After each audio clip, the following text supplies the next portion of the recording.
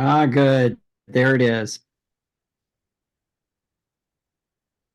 Well, welcome everyone to Boulder Exo's June session, and we welcome all of you, and we especially are excited about listening to Brad Olsen today. But first, what we like to do is we like to do a centering at the very beginning of this session so that we can all leave our day away and get us used to being in group together so the energies are great. So Julia, will you help us with that? And will everyone else that is not part of the presentation, could you please mute yourself for us, please? Thank you. Okay, so Julia, you are on. Okay. Um, let's just settle in, feel our hearts. Remember that our name is love. Love sings within the earth. Love gives the heavens birth. Love calls to you and me to build a world and set it free. Love is our name. Together, all our brothers, be our name. And let us show just who we are. Be the name.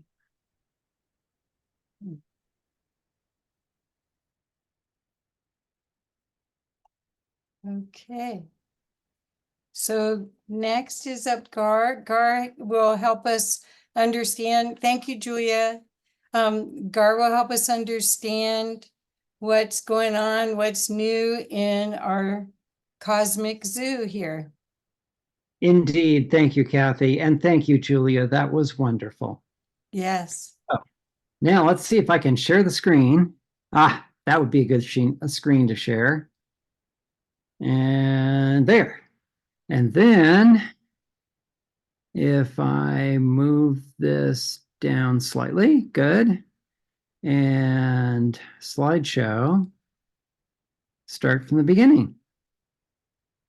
Ah, can everyone see that? Yep. Oh, excellent. Okay, so this is June's month in review and a little bit of May as well. One of the first things I ran across looking at Michael Salla, my favorite presenter in this field, is the DoD or DOE is admitting that UFOs flew over nuclear sites and has been working with the JSOC, the Joint Special Operations Command.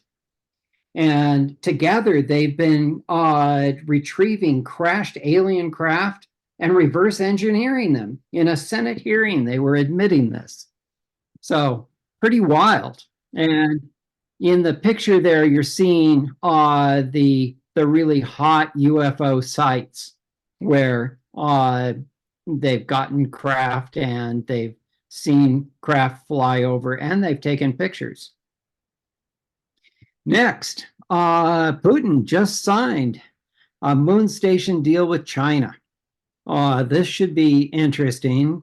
So they're going to be pooling their resources to be on the moon.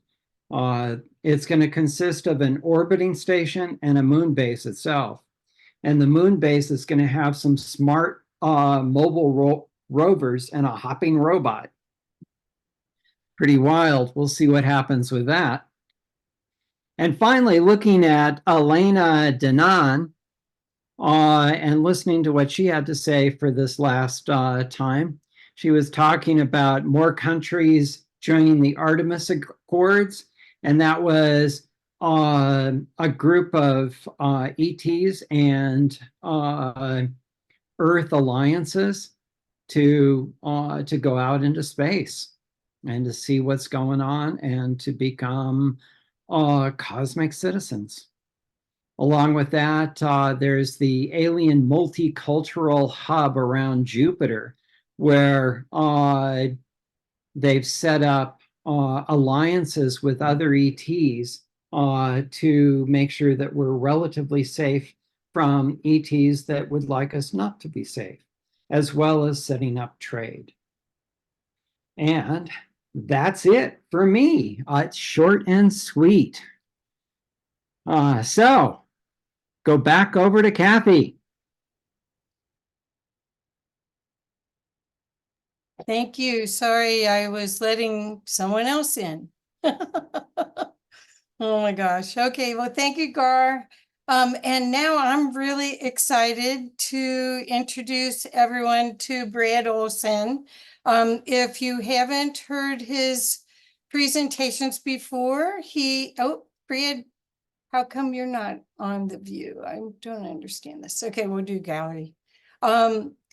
So Brad Olsen is an author, an international speaker. He, as someone had asked about him traveling to all over the place, like he has a Where's Waldo Facebook page where people try to guess where he is, which is kind of fun.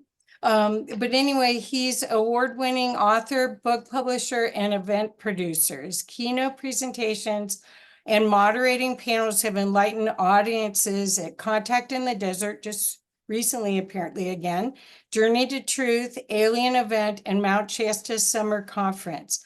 He has done dozens of radio interviews, Coast to Coast, Ground Zero, Patriot Underground, my show, and he's been in television shows, Ancient Aliens, American Unearthed, Beyond Belief, Book of Secrets, The Truth Is Out There, and Mysteries of the Outdoors. He's traveled to all 7 continents, including Antarctica, which we're going to talk about today. And this is one of Brad's books that I highly recommend. And I'm a huge Stargate fan, and there's a picture of a Stargate in here. So we have to talk about that too.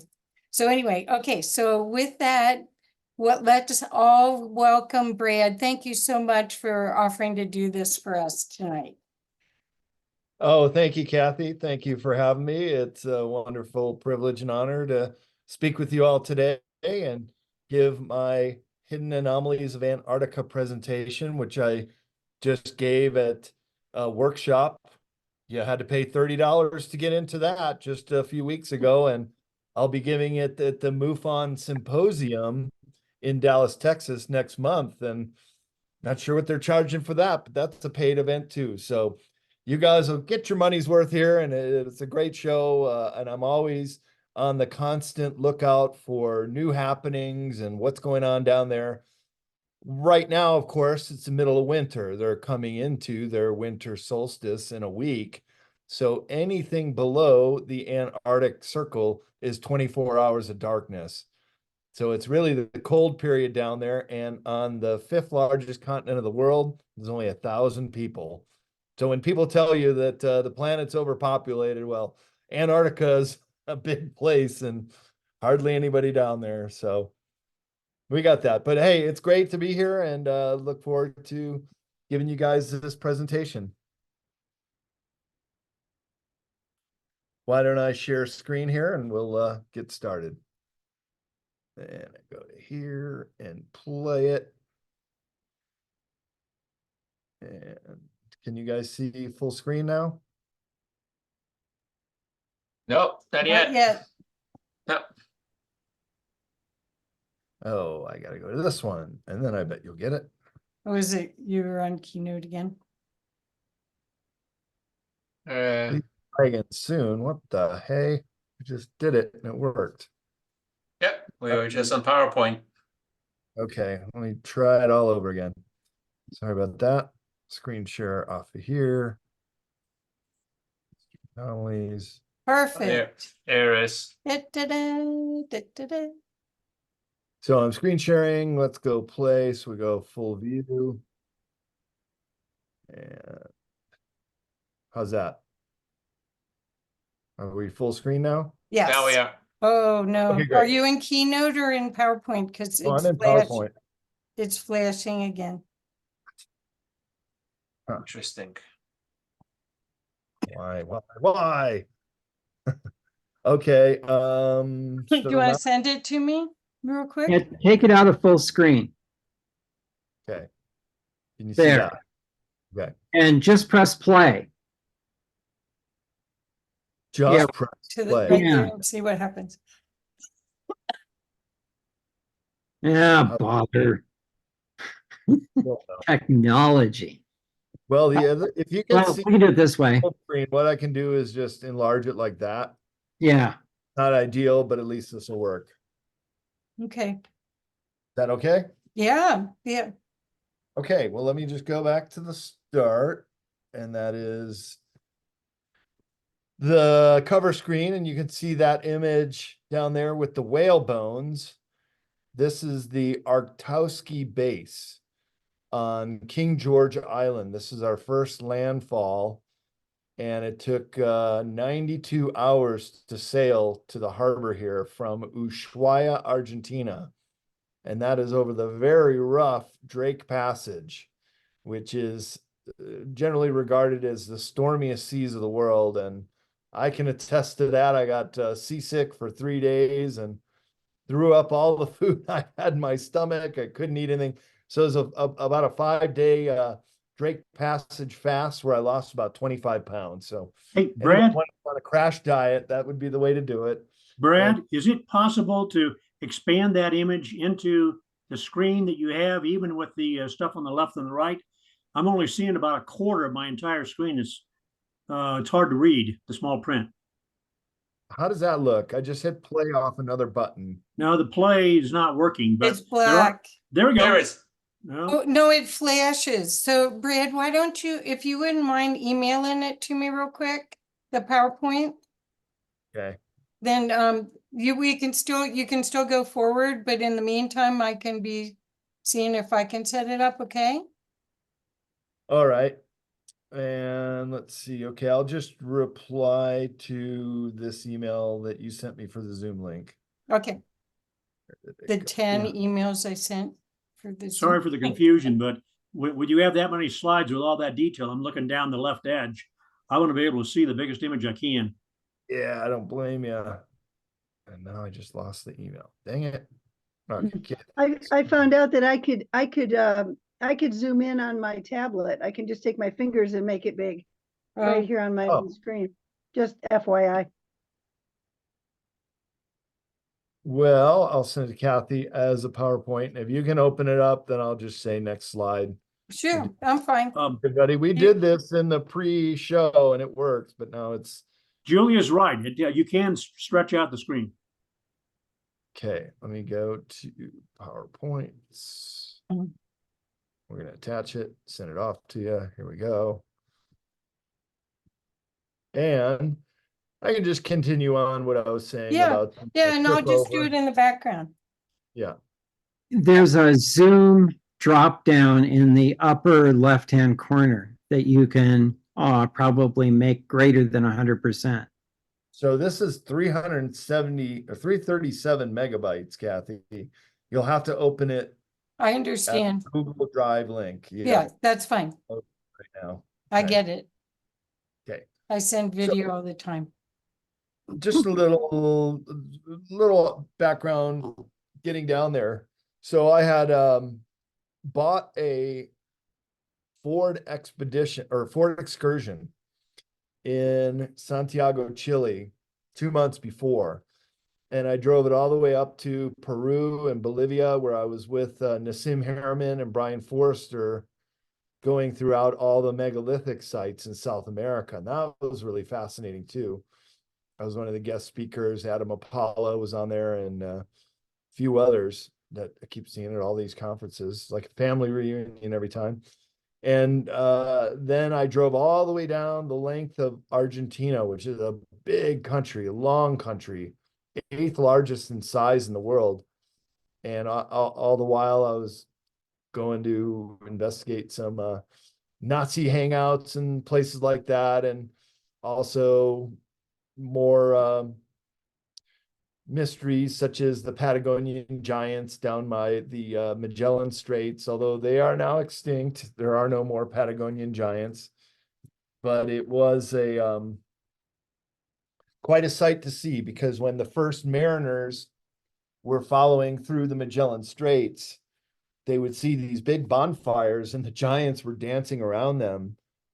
And that's where the name Terra del Fuego came from, the island of fire. I thought I'd be seeing big volcanoes and a real dramatic landscape like that. It is beautiful down there, and the mountains are quite dramatic, but that's not where the name came from. It came from the Patagonian giants.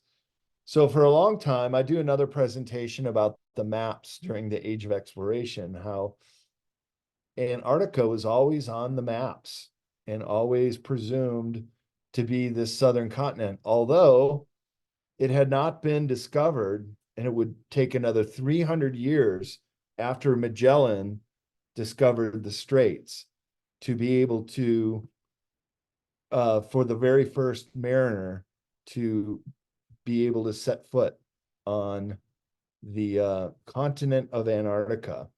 Many got close, including Captain Cook himself, around the year 1785. He circumnavigated the whole southern ocean, which is considered the fifth ocean in the world now, but he never saw the continent. So when he went back to, and Kathy, you should have that email now. When he got back to Britain and he reported to the Academy of Sciences, he was telling them, we didn't find any landmass. So Antarctica disappeared from all the world maps for a couple decades. But he also published his notes about the Southern Ocean and the huge amount of sea mammals that live down there. And that sparked off a kind of gold rush to go down there to capture and kill seals for their hides, and also the whales primarily for the oil, because in Victorian England and all throughout Europe, you needed whale oil for your lamps.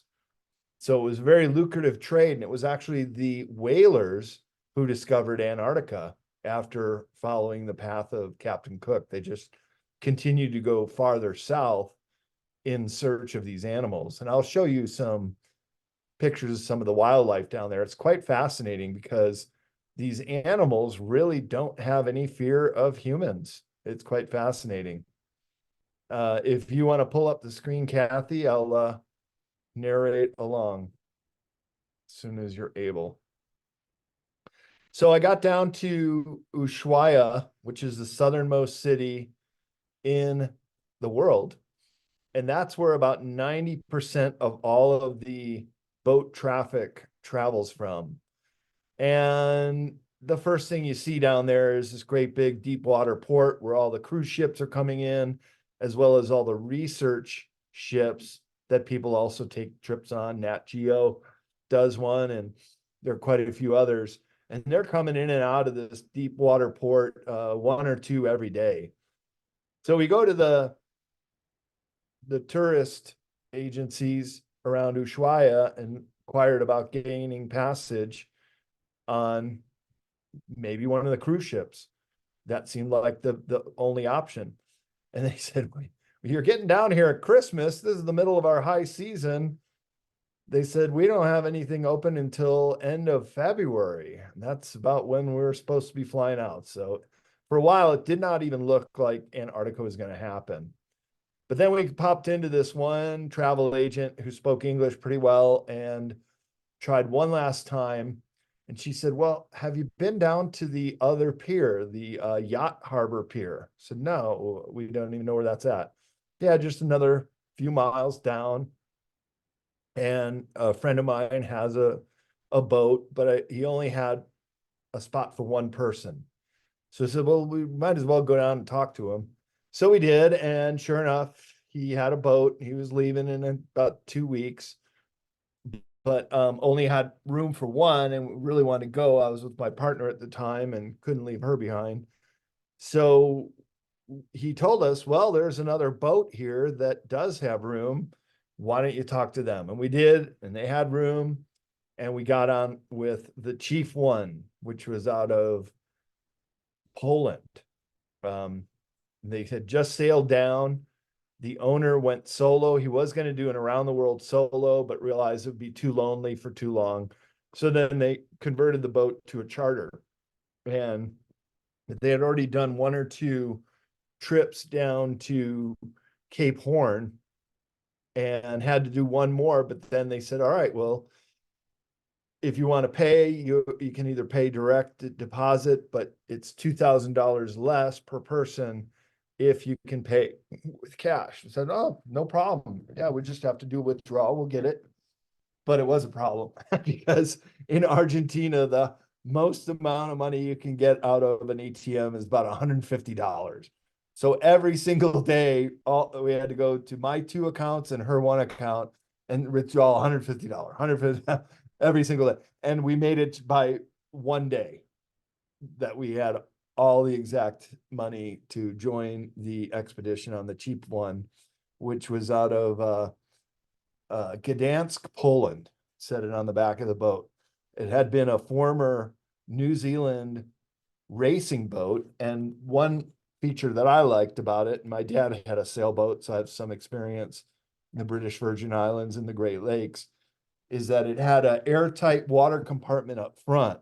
So if we did hit an iceberg, which is a very real possibility and an extreme danger if you do, that it would at least hold the air long enough to get there.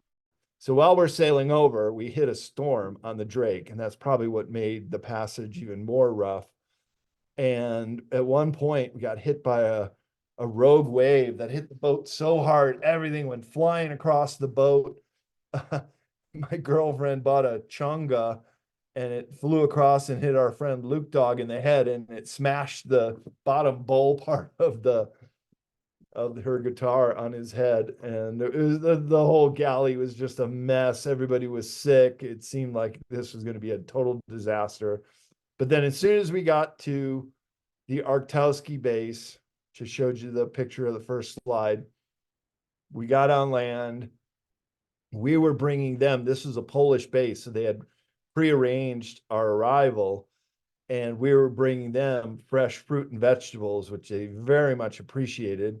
As you can imagine, hard to get down there, although they do have a greenhouse, not nearly enough that the rest of the crew would like. So we brought in the fresh food for them. They welcomed us in, first allowed us to take showers, which I can't tell you how good that felt after 3 days throwing up on the boat.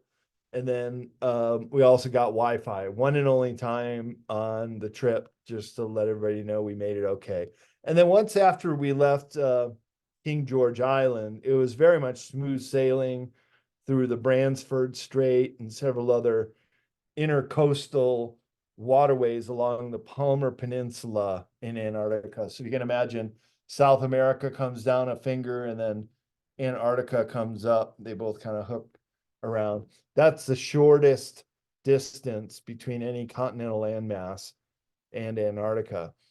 So once we were there, it was an adventure every single day. It was a new site and excursion. We were on the boat for 26 days. 4 of those were going down. Then it was 15 full days in Antarctica at a different location each day. Even when we were on King George Island, we did a nature walk one day, and then we did a sailboat trip into the Sound where we saw a glacier calving. It was quite dramatic. And we had to straighten the ship out to hit the waves coming at us. So the first thing you do is you see the glacier break off, and then you hear it, and then you see the waves coming at you. And we had about 1 minute to right our ship to take the waves head on, straight on. That's what you have to do in a kayak and a canoe anyway. So we got that going on. And then Kathy, you having any luck there? Or should I try it again? Maybe I'll try. Yeah, I'm on it. We're full screen. Oh, Can you you are? see? Oh, you can see it. Yeah, Yeah. and I can go forward. Just tell me what to do. Someone else trying to get in is what I'm doing both. Oh, great. Okay. So let's go to screen slide 2. Welcome to the White Continent. This one? Yeah, I can let people in. Well, I no, she cannot doesn't see have it the for link. some odd reason. Maybe I gotta stop my share to see it. Yeah, why don't you stop your, Yep, now I see Right. it. There we go. So okay, go is this, back one. do you go back one? Okay, okay, great. Yeah. Just some points to make about these two maps. The left map shows the elevation of Antarctica, and you'll notice the middle part of the continent. That is called the polar plateau, and that's over 2 miles thick of ice. That makes Antarctica the highest elevation continent because of the polar plateau. And it also makes it a very dry and desert-like continent. The whole continent is considered desert. Oops, So here's, well, you go back one more because I just want to explain sorry. the other map. So the other map was released by NASA just before we left, and it shows the parts of the country, and I should say the continent, in red that are heating up very rapidly, including the area of the Palmer Peninsula where we went on that finger of land off to the left. However, paradoxically, there are parts of Antarctica that are actually cooling down and gaining more ice. So Mother Nature, in her infinite wisdom, is able to balance out the loss of ice and create new. And that's why we don't see the catastrophic flooding, because the ice contained in Antarctica is by far the largest freshwater reservoir on the planet. If it were to slide off the continent, it would be a full glass of water getting ice cubes added, and then we would have very dramatic sea level rises around the world. Keep in mind that water seeks its own level. So if the Southern Ocean were to go up dramatically, eventually all oceans of the world would follow. And we live on an ocean planet. I'll show you that next, or when we come up to it. Let's click to the next slide. So this being the Southern Ocean with many different undercurrents that bring huge amounts of life to the surface from the oceans. And then off of Antarctica, you have the calving and more fresh, cold water coming away from the continent. But that upwelling of plankton and sea life, little shrimp, that's what feeds the ice fish, and that's the ice fish is what feeds the penguins and the seals. So it's an incredible ecosystem below the waves. Let's go to the next slide. And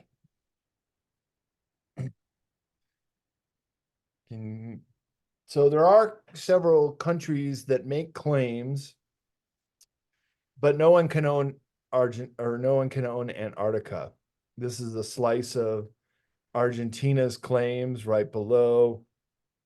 And if we can click on the next, you'll see all the bases in Antarctica. So King George Island, upper left middle there, that's the first place we landed. And then went to several of those bases along the Palmer Peninsula. And so, yep, you can look up the Antarctica Treaty. It is one of the oldest long-standing treaties in the world. It basically protects the entire continent as a biosphere reserve. And so that allows science to take place. It also has a provision for travelers and tourism. And one of the misconceptions of Antarctica is that it's off limits and you can't go there. And while it is true that there are some no-fly zones, for the most part, it is completely legal to be able to go there, as we did. And it's sort of interesting. Now you can see the southern tip of South America on the left there. That's where Ushuaia is. It's interesting that when we left Ushuaia, we had to get stamped out of Argentina after being stamped in once we crossed over into Tierra del Fuego. But for 26 days, we did not get stamped into anywhere else. So when you go down there, it's kind of like a no man's land. You're not in anyone's jurisdiction or domain. And part of the Antarctica Treaty is that there is no military proliferation allowed. It's mainly set up for ecological preservation. Let's go to the next. Here's some shots I took. This is inside some of those channels. The one on the bottom is called the Lemire Strait. When I took that picture, we had to turn around. We could not go through that 10-mile long water canyon because there's just too much ice. But on the return from the Vernansky base, we made it through and we saw breaching whales, and it's so dramatically beautiful. Some of those mountains you see have either only been climbed in the last couple decades or still remain unclimbed. And some mountains down there don't even have names. So it's really quite untouched preservation that you see down there. Everything is just black and white and blue, from the animals being black and white to the landscape being black and white. It really reminded me of the maroon bells in Colorado. I say that in my presentations, but I've been to Colorado many times, and Aspen when I was a kid and still today get up there. And as you know, the maroon bells are just these dramatic mountains that are usually with snow caps. In the case of Antarctica, glaciers coming down the sides of them. On the right there is Port Lockroy. It's one of the 6 bases we went to, but this particular one is just a museum. But it had been the British spying station during World War II, during Operation Tamberlin, when they were spying on the Nazis in New Schwabenland. And we'll get to that a little bit later. The second half of this talk is speculation, what might be down there and where the data points are showing. But this first part is really strictly the kind of science that I was able to witness and what's going on there in most of the bases. So let's go to the next one. So a lot of interesting little things about Antarctica. You have 4 South Poles. And you might say, well, how is that? You have the geographic, and that's, if you can imagine a spinning top, the bottom of a top touches the table where you're spinning it, just like our globe. And that's the geographic South Pole that the axis spins on. You also have the magnetic South Pole, and that is now racing off of the continent. You see it on the bottom left on the 2 maps. So if you were to sail a boat between continental landmass and the magnetic South Pole, your compass would actually point you towards the magnetic South Pole. And this is very unusual, because not until the last couple years, or about the last decade, has the magnetic South Pole left the continent of Antarctica. Now it is racing towards Australia. Similarly, we have the magnetic North Pole, which had been pretty stable in the northern Hudson Bay area of the Arctic Ocean, now racing across the Arctic Ocean towards Siberia. So it might be an indication that there could be a pole shift on its way, because the magnetic poles will lead the way, and the poles will then shift 45 degrees to the new location. And I'll show you a slide a little later what that might look like if we were to have new geographic South Poles. There's also the geomagnetic South Pole, and this is where predominantly most of the southern lights can be seen. I'll show you some pictures of what that looks like here in a minute. And then the last one is the maximum inaccessibility. That is the place that is farthest away from any other place, any other city, or right in the middle of the continent. So it's the maximum inaccessibility, the hardest place on land to get to. Let's go to the next slide. But the most remote location on Earth is called Point Nemo, way down there in the South Pacific, just this lonely old island. And from this view of the Earth, which we rarely see, you can really tell that Earth is an ocean planet. It is covered 71% of ocean. Over 2/3 of the surface area of planet Earth are water. So this is what has been, I would say, more of an opportunity for ocean travelers than a restriction. I was the moderator on a panel at Contact in the Desert a couple weeks ago on the ancient archaeology panel, and we were talking about how cultures were able to move around the world, and the oceans were viewed as more of a blockade rather than an freeway. And so one side of archaeology believes in isolation, that the cultures never intermixed, even though they found Roman ships and Roman coins and all kinds of European petroglyphs in North America. That's a whole other talk for another day. But the point is, the oceans were more of a freeway. And so the other school of thought is cultural diffusion, and that is the use of the oceans as ways to get from point A to point B. And just while we're on this slide, I'll point out that Thor Heyerdahl, one of my personal heroes, a fellow Norwegian, as I am, German Norwegian, he was able to sail from the shores of Peru, which you can see just on the right of the globe there, and follow the currents and trade winds, first to the Galapagos Islands, and then all the way out to French Polynesia, using only the boat made from reeds in South America.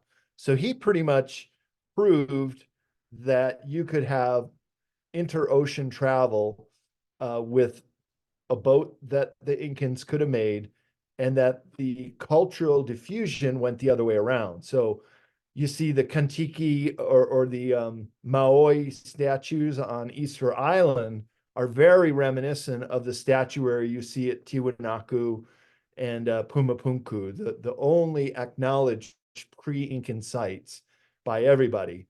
And the older it gets, the weirder it gets, and you get a lot of these very unusual statues all across the South Pacific. We've all heard of the tiki torches and the tiki statues. Yeah, well, Thor Heyerdahl pretty much proved that that culture could have been long established in South America and then moved its way all the way across the Pacific. And here you can see New Zealand, on the top is Hawaii, and then Easter Island. That is the Polynesian Triangle. And that is, of course, a very maritime culture, but similarity in language and cultural traits as well. Let's go to the next slide. Couple more of my pictures.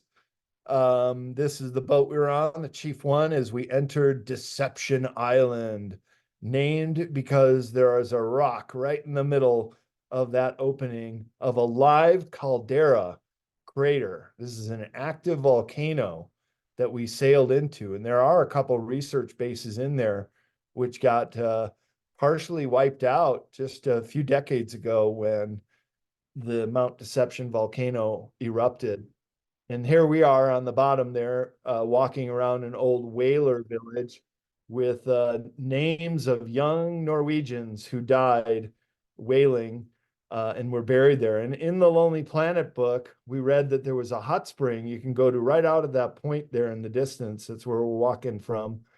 And you can, if the tide is low, just strip down and take a hot tub right there in Antarctica. But the tide was coming in, so the water had mixed. And even though we took off our shoes and walked around and could feel that it was warm water, the whole area was steaming too. It was quite unusual to walk around here in an active volcano caldera.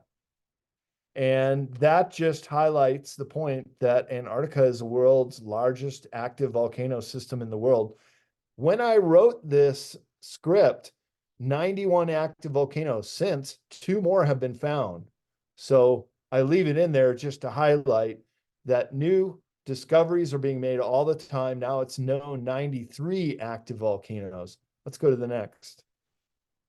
And so other science that they do down there is the study of meteorites that hit the earth. Go to the next. This shows all the locations where they find these meteorites and the best place to look for them. And this is mostly along the mountain range where the polar plateau flows down. So glaciers are quite like water in super slow motion, but gravity does bring them to lower elevations. And when the meteorites hit the earth, then they are just sitting there on top of the ice. And oftentimes they'll move towards the Transantarctic mountain range, which is basically pictured there with all the dots. Let's go to the next. And this is what it would look like when they're searching for meteorites. They will just find a rock on top of the ice. Couldn't have come from anywhere else except for a meteorite, because we're talking about hundreds and hundreds of miles of the polar plateau. Oftentimes the nearest mountain is hundreds of miles away. So unlikely these rocks could get there any other way but falling from the sky. And every summer they go out there and there's teams that investigate the rare rocks. Go to the next one. And here's the most famous of all, the meteorite that was found that was directly associated with Mars. So in this set of meteorites, there are pieces of the moon and Mars knocked loose by giant impacts and set on a collision course with Earth. So do you remember the news story that came out in, I think it was around the late 1980s, that we found life on Mars? And here it is. That's what it looks like. Yeah, it's microscopic, but it is a form of life. So it was the first time ever admitted that alien life had come to Earth. Let's go to the next. Well, this is what I really find fascinating, and that is below the polar plateau and below these huge sheets of ice is a whole ecosystem that is only now being mapped out and charted. So already, when I wrote this script, 150 subglacial lakes, I think that's up to 165 now. Now let's go to the next slide. And this is a map of all the lakes that have been discovered. So as the most active volcanic continent in the world, you have the propensity of heating up large under ice domes, as well as heated water coming out. Just like in Colorado, you guys got some great hot springs out there. My dad lives in Glenwood Springs, and of course there's several up valley there, and all over places where there are geothermal activities. You're going to have the heating up of water, and it creates these lakes, and the lakes of course flow out in rivers. So a whole under ice river ecosystem. And let's go to the next one. And the most famous is Lake Vostok, which they had just finally cored through about a decade ago and got to the lake level. And the Russian base is right on top there, took a water sample and found that there was a bacteria in the water that they'd never discovered before that comes off of a fish, which is presumed to be an unknown species. So even animal life is able to live down there. And you would think, gosh, it must be pitch black down there all the time. But there are animals that can survive in total darkness, as well as at great depths. So think, for example, a geothermal tube at the bottom of the ocean is teeming with life. It's a different kind of life. It's something that wouldn't be suitable for mammals or humans by any means, but life wants to survive, and it wants to survive whenever it has an opportunity. So this is a location that could continue to be full of new discoveries down in Lake Vostok, which, by the way, is in the top 10 largest freshwater lakes in the world, and nobody even knows about it. It's about the size of Lake Ontario in the Great Lakes. Let's go to the next.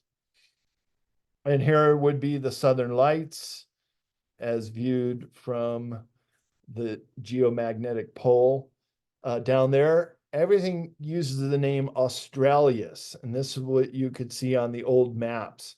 Terra Incognita Australis, the land unknown, and they called this unknown continent that hadn't been discovered till 1820 Australis.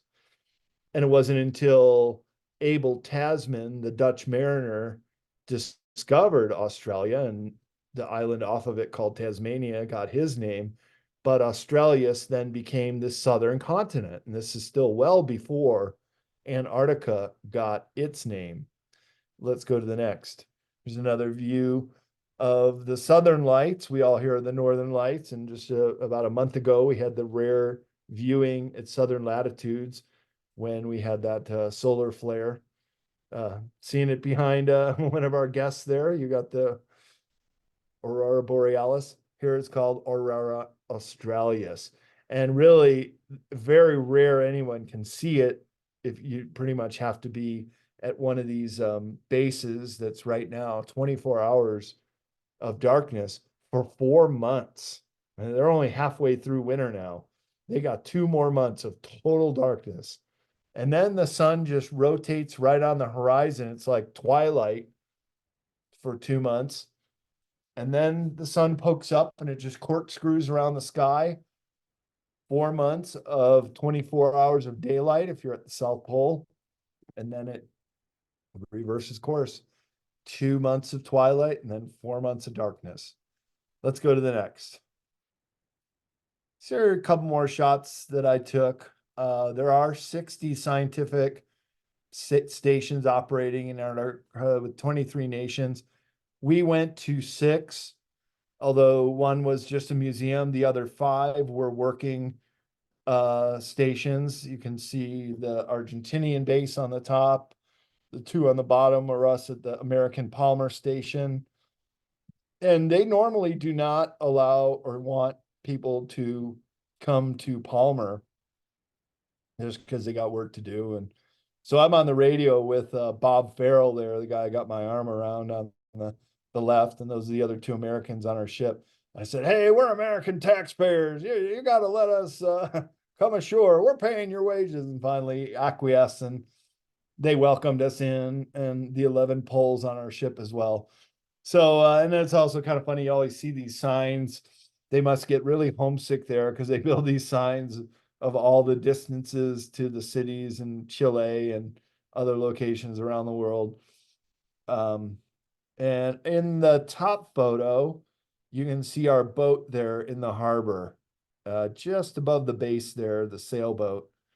That's the chief one. And it looks like there was another research vessel also in the bay. But it's just this stark beauty of nothing but mountains and ice. You really don't see any green. There's no trees. There's no bushes. It's just a barren landscape. So let's go on to the next.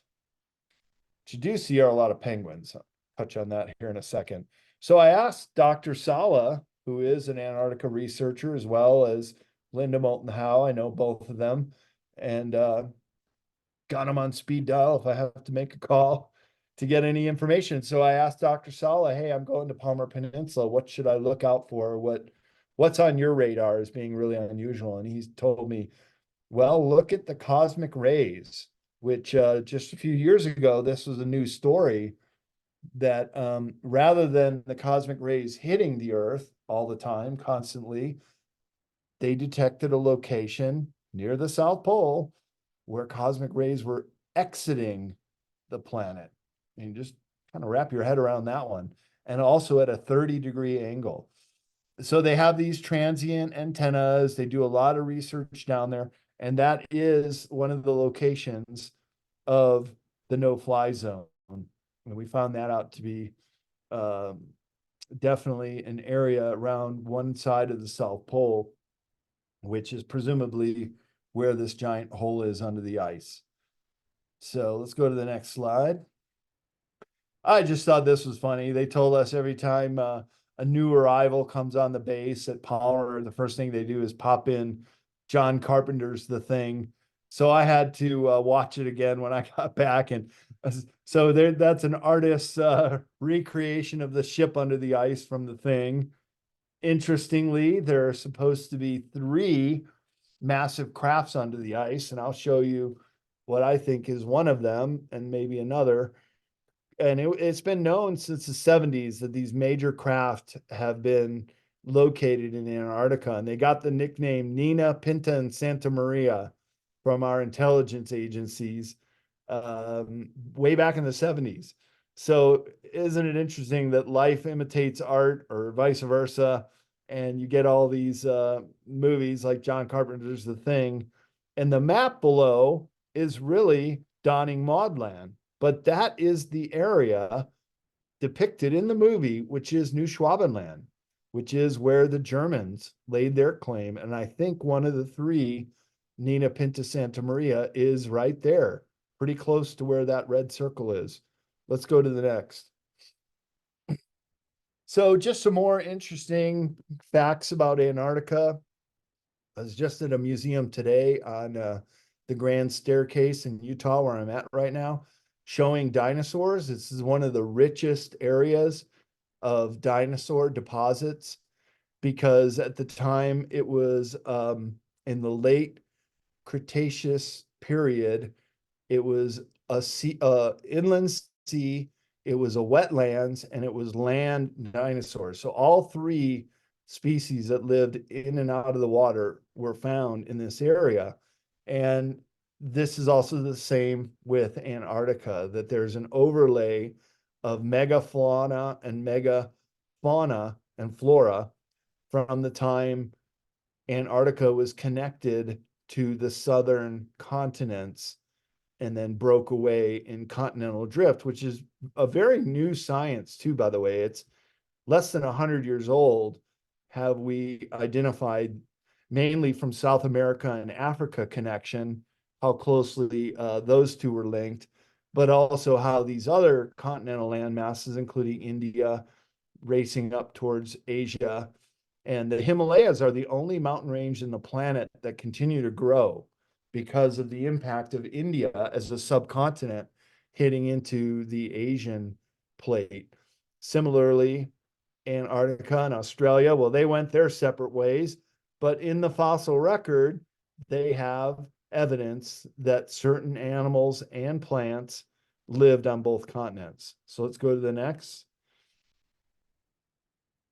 And this is what it would look like if those poles continue to race. And we might be anticipating a pole shift by the movement or the melting of the Antarctic ice. So even the melting of the ice could trigger a pole shift because it would certainly take the weight of that polar plateau off of Antarctica into the oceans. And when you have that kind of displacement, it might start triggering volcanoes, which trigger tsunamis, which trigger massive earthquakes. And so this could be the future of the planet, with the South Pole over South Australia and the North Pole smack dab over us. We'd all be right on the edge of the Arctic zone. That wouldn't work out too well. I think we'd all be migrating down to at least to Mexico, which probably be really nice temperate climate then. Okay, let's go to the next.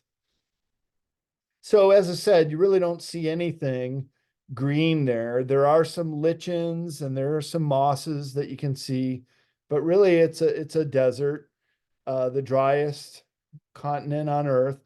And when I was asking around about whether anybody had heard about pyramids poking through the ice or any kind of unusual anomalies, UFOs, motherships, stuff, they didn't really know anything about that. I don't think they were hiding it from me.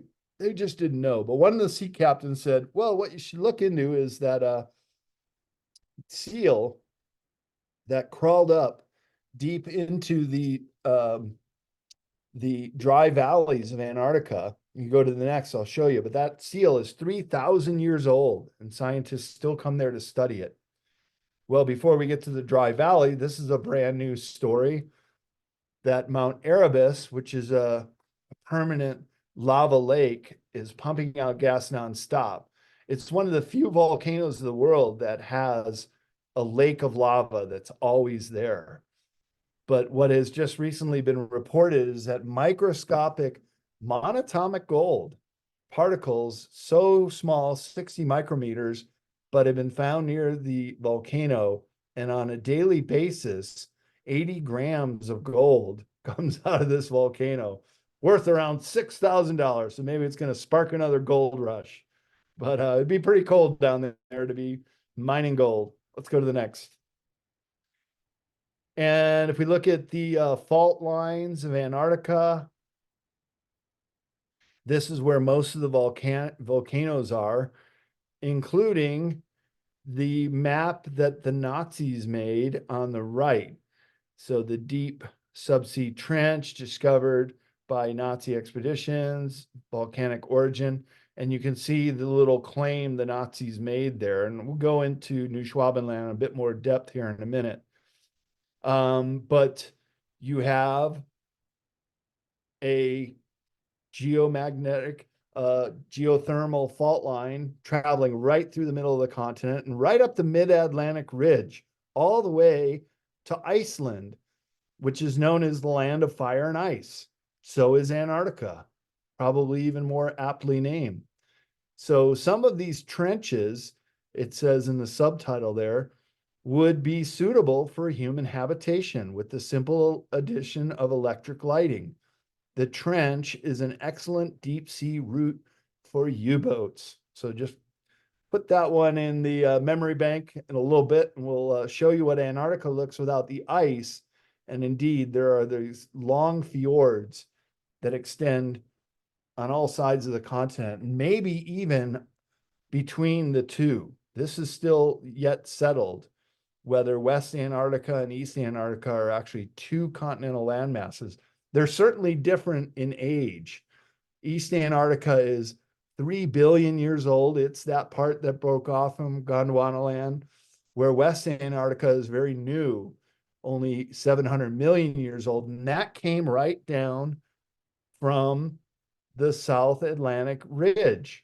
So there's talk that this could be where Atlantis could be. If it last pole shift, West Antarctica shift to its current location and the geomagnetic poles shifted, wouldn't that be interesting? Let's go to the next. Here's the dry valleys. This is where the seal crawled up 3,000 years ago. And this area of Antarctica doesn't even have snow, glaciers, or ice. It is so dry, it has not seen rain for 2 million years since it moved to its present location. Go to the next. I took this picture in the Palmer Research Station of this fossil of none other than the Loch Ness Monster. And this is at a time when dinosaurs roamed Antarctica, when it was a very temperate climate. Yes, it had been once home to many different species of cold-blooded lizards, including, go to the next slide, some species that have only been found in Antarctica. So this one's kind of a cross between a crocodile and a newt or something, but very, very large. And it can only be found here in Antarctica. Go to the next. So this guy told me that they had, he was only down there to study the ice fish. And this is one of those keystone species that that supports all the different mammals, such as, and penguins, birds, but also all the seal life. And he was the guy who told me that they had seen or heard from their other Argentinian base that there was a flyover of UFOs just a few weeks prior. And he was very reluctant to tell me. I finally got it out of him, but I found that was interesting that they had UFO sightings around the time I was down there. So let's go to the next. Just some other diagrams of the different species of ice fish, which are very unique. They're pretty much translucent, so you can see right through them. And because they live in sub-freezing water their entire lives, they have adapted to that climate, and they have no hemoglobin, and they're very rich in nutrients. So the penguins love to eat them and everything else. There was just a video that came out of some of their nesting habitats underneath the ice shelves, and just thousands of them have these little round rings that they create where they lay their eggs underneath the ice shelf. So they're just shows you how resilient nature is and how adaptable to just about any climate these animals can be. Let's go to the next. So when we were at the Palmer base, we're touring through the galley, and Bob Farrell there pictured, he said, "Hey, take a picture of that big iceberg." Okay, I did. And he said, "I'll tell you why in a minute." So then we stepped outside, and he said, "Okay, take a picture down below." Now you see in the middle there, there's like a ice island. And at one time, just not too long ago, only about a decade ago, the ice connected to Anvers Island, and it broke off on Pi Day about a decade ago on 3/14, the number pi, not pie in your face. And he said that is what it looked like before this accelerated melting. So the painting was done in the 1980s, and that is this island hidden under the ice. So my point here is that new land masses continue to be discovered down there, including Pie Island, only about a decade old. Yeah, that would have been under that ice mass. And Bob Farrell also told me that when he works there every single year since the 1980s, when he first got there, the ice shelf on Anvers Island was so high you couldn't see the mountain range, but when we were there 5.5 years ago, you clearly could. So the whole ice mass is just shrinking and lowering. And go to the next. It's also affecting the penguin colonies. And this was also very apparent that the bottom slide are the Adelie penguins, and they had once covered that whole island. Now you can just see one little rookery and another in the distance. So their numbers are declining rapidly because opportunistic seals from the north in the warmer climates are now adapting to the warmer oceans. And so the chinstrap and gentoo colonies are on the increase, and they're in places they had not historically ever been. So this is a pretty good case that things are heating up. But like I showed in the first slide, some areas are heating up, others are cooling down. Mother Nature, in her infinite wisdom, has not allowed the planet to overflow with water, because all of these glaciers are very, very important that they don't melt out. And I know out in Colorado and Montana, and even here in where I live in California, Mount Shasta, for the very first time a couple of summers ago, lost all of its glaciers. Never has happened before.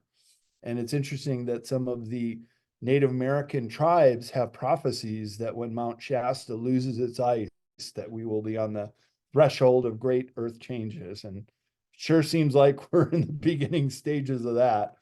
So things are changing, but perhaps not as rapidly as once was thought, or maybe not as dramatically. But I guess if you ask the Adelie penguins, they would object to that statement.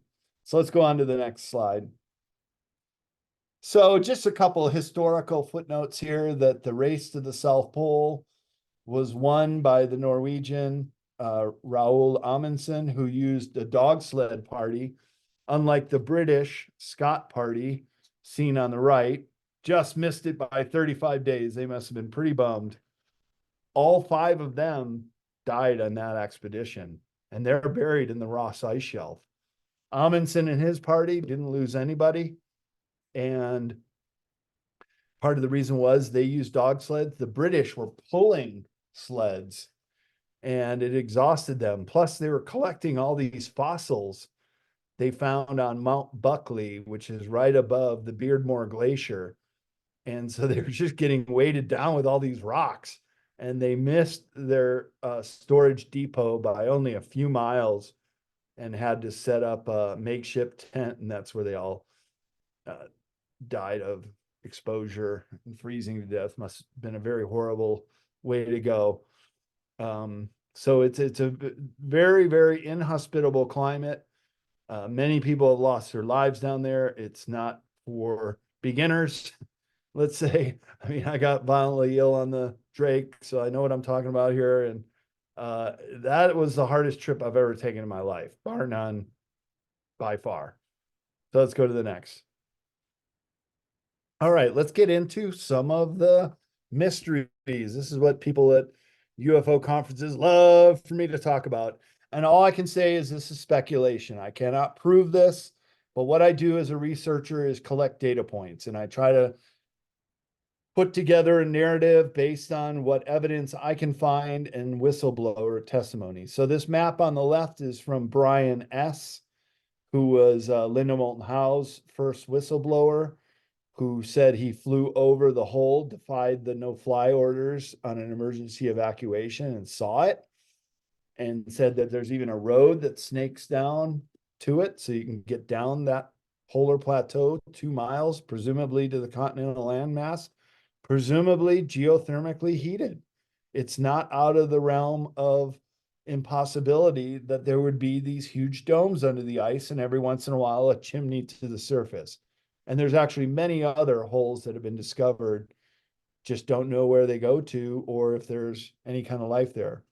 So Brian S. told Linda about the missing scientists who they had flown over. You can see McMurdo right down there, right by Mount Erebus, that other red dot in the bottom middle there. That's where he was based out of. And he dropped these scientists off, and then they lost radio contact with them for days. So they flew back out there. They went looking for him. All they found was an empty camp. They thought, they're dead. There's no way you could survive the surface there. Then they get a call on the radio a couple days after that, said, hey, pick us up immediately. We got to get out of here. So they did, and they were all white-faced, like they'd seen a ghost, and wouldn't tell what they had seen. But they must have gone somewhere because they weren't there when they went looking for them, and you cannot survive on the surface for too long. So Marie Birdland, maybe that's a paranormal hotspot, or could be an under ice base there too. And then Brian S. also talked about flying supply missions and personnel to the South Pole to McMurdo and seeing flying discs, silver discs, over the Beardmore Glacier. Incidentally, that Beardmore Glacier is also where Linda Moulton Howe's other whistleblowers, Spartan 1 and Spartan 2, said that they found the big black basalt UFO, which could be Nina Pinter or Santa Maria. Let's go to the next. So this is the new Schwabenland map. This is actually a German map. And this is where their base 211 or point 211 would be located in the Schumacher Hills. And then I found this patch that they had on their uniforms, which showed the German Antarctic expedition 1938-39. It would be somewhat unremarkable, except one thing. You see those little oak leaves on the other side of the 1938-39? That denotes that there was an occultic purpose for taking this, claiming this land. And that was part of the Thule Society, which was very much involved in occultic practices and sending Nazi scientists off to Tibet and other locations. Just like in Indiana Jones, the original movie, Raiders of the Lost Ark, the Germans were doing those kind of expeditions anywhere. They felt like if they could get any kind of advantage, technology or making contact with advanced civilization, that's how they could win the war, because they knew they were outnumbered, but they had the best equipment, and then these wonder weapons that the Allies were very afraid of at the end of the war, as well as presumably backward engineering UFO craft. So I'll show you where the New Schwabenland bases. But just look at this map. You'll see all the names: Muhling, Hoffman, Siebrig, Alexander Humboldt. All the mountain range got German names because they were the first down there to name them. But the place we're going to look at is bottom left on the German map, and flip to the next slide, just a little bit to the right, are the Schumacher Seengruppe, which is a grouping of lakes. And you see in red, some of those lakes are surrounded by hills. And that is where the Germans built their base 211. So this is what's known as an Antarctic oasis. It's very rare down there, and it has to have the geothermal venting to create them and keep them free of ice year round. As many as 180 lakes and ponds are in the Schumacher Lakes area. And the pilot who flew the plane that landed in one of the lakes got the name. He stayed behind with the plane, and he did checks on the temperature of the lakes and found that they were warmer as you tested lower. Usually it's the other way around. Thermocline, if you jump into a lake, it gets colder as it gets deeper.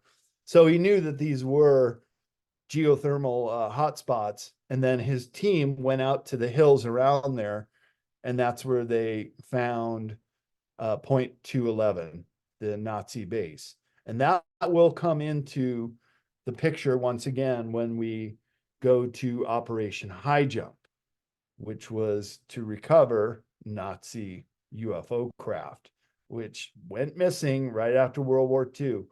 The Russians were the first to get to the Skoda Works in Czech Republic. And we bombed Peenemünde, where Werner von Braun and several other Nazi aerospace scientists came over and started NASA. And one of those Nazi scientists' name was Hermann Oberth. When asked, how did Germany get so advanced so quickly? He said, well, we had help from our friends from above.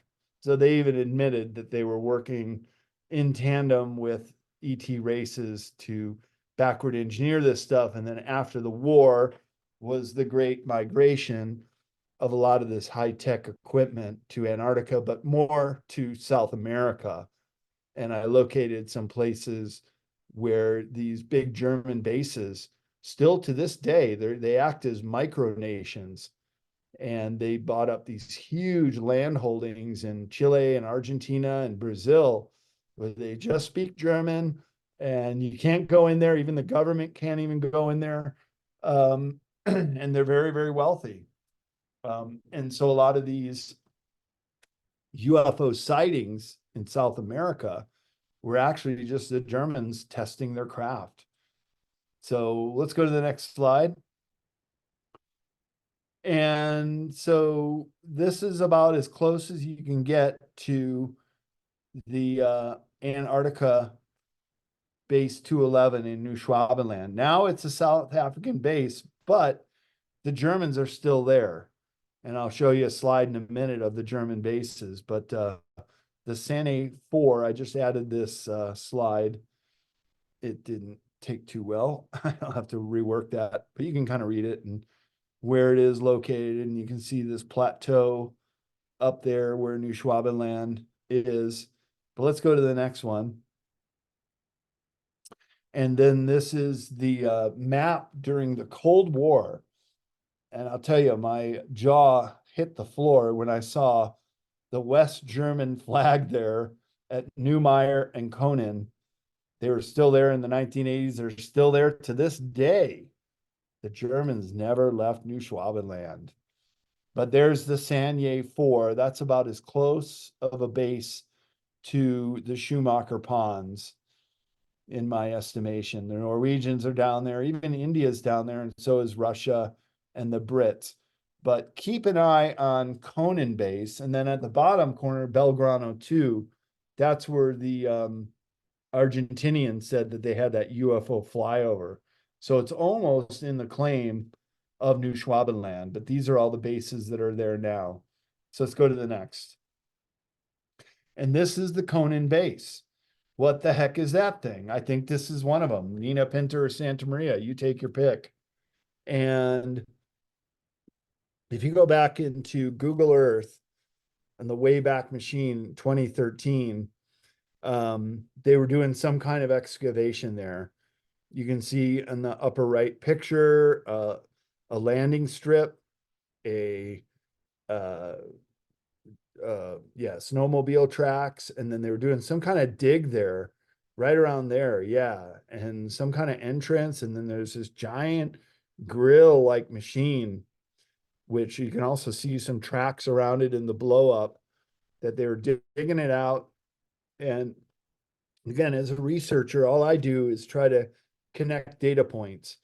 So when the Farsight Institute used these coordinates and had their remote viewers take a look at the Conan base, they said, oh, it's some kind of massive machine.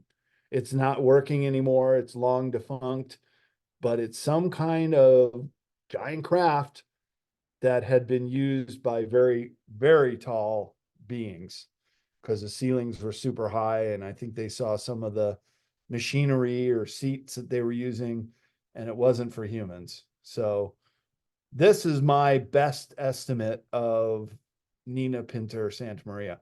If you go to Google Earth today, the bottom middle is what you'll see.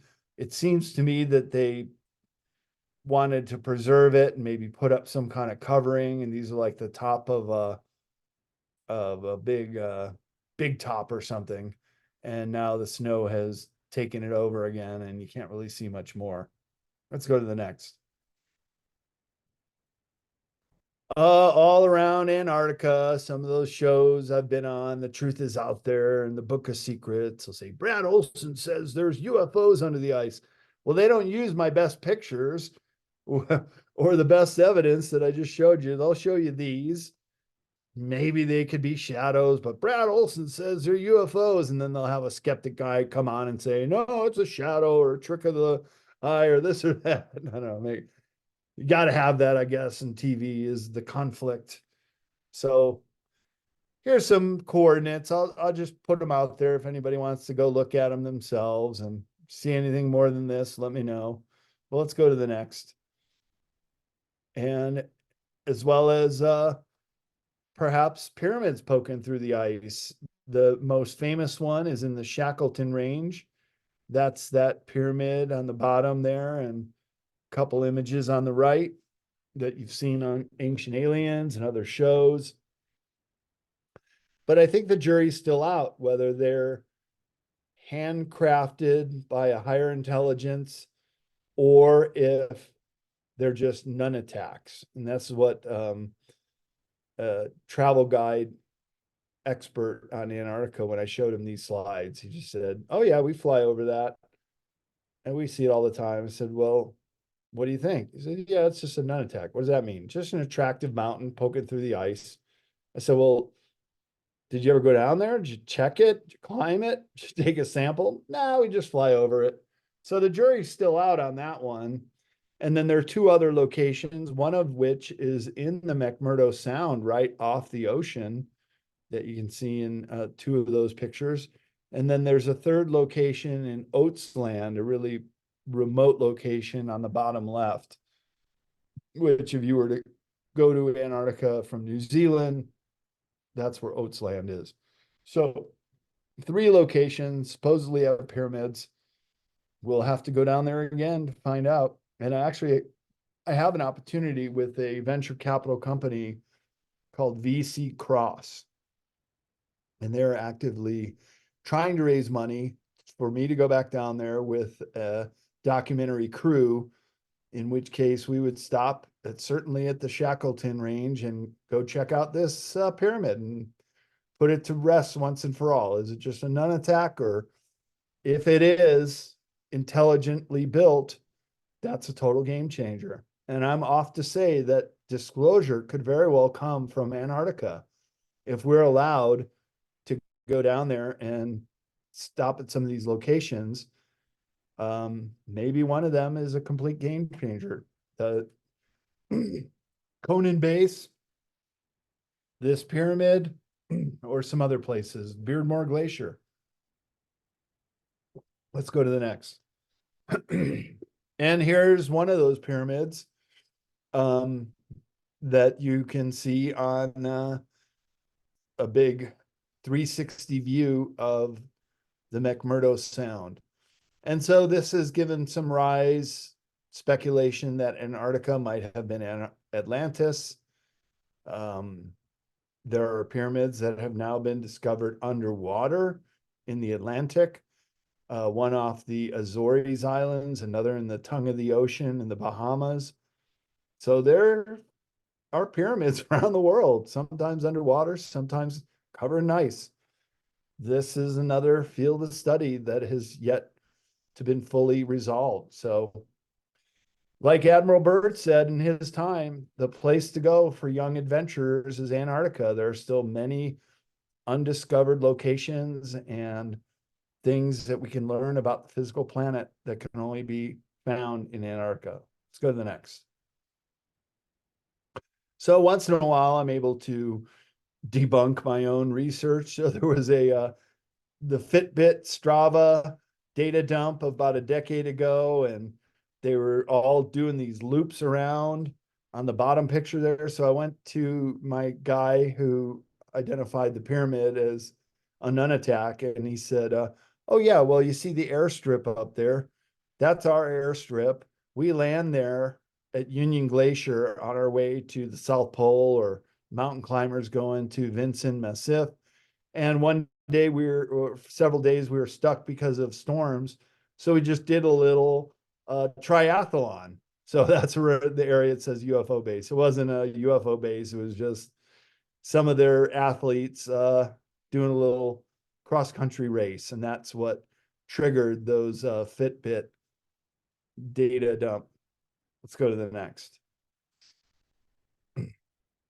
Okay, I think we all remember when all the elite were going down there. It was a very specific time in 2016, 2017, including John Kerry going there on election day in 2016. You'd think he would have been in North America campaigning for Hillary Clinton, but nope, there he is getting off the plane at McMurdo.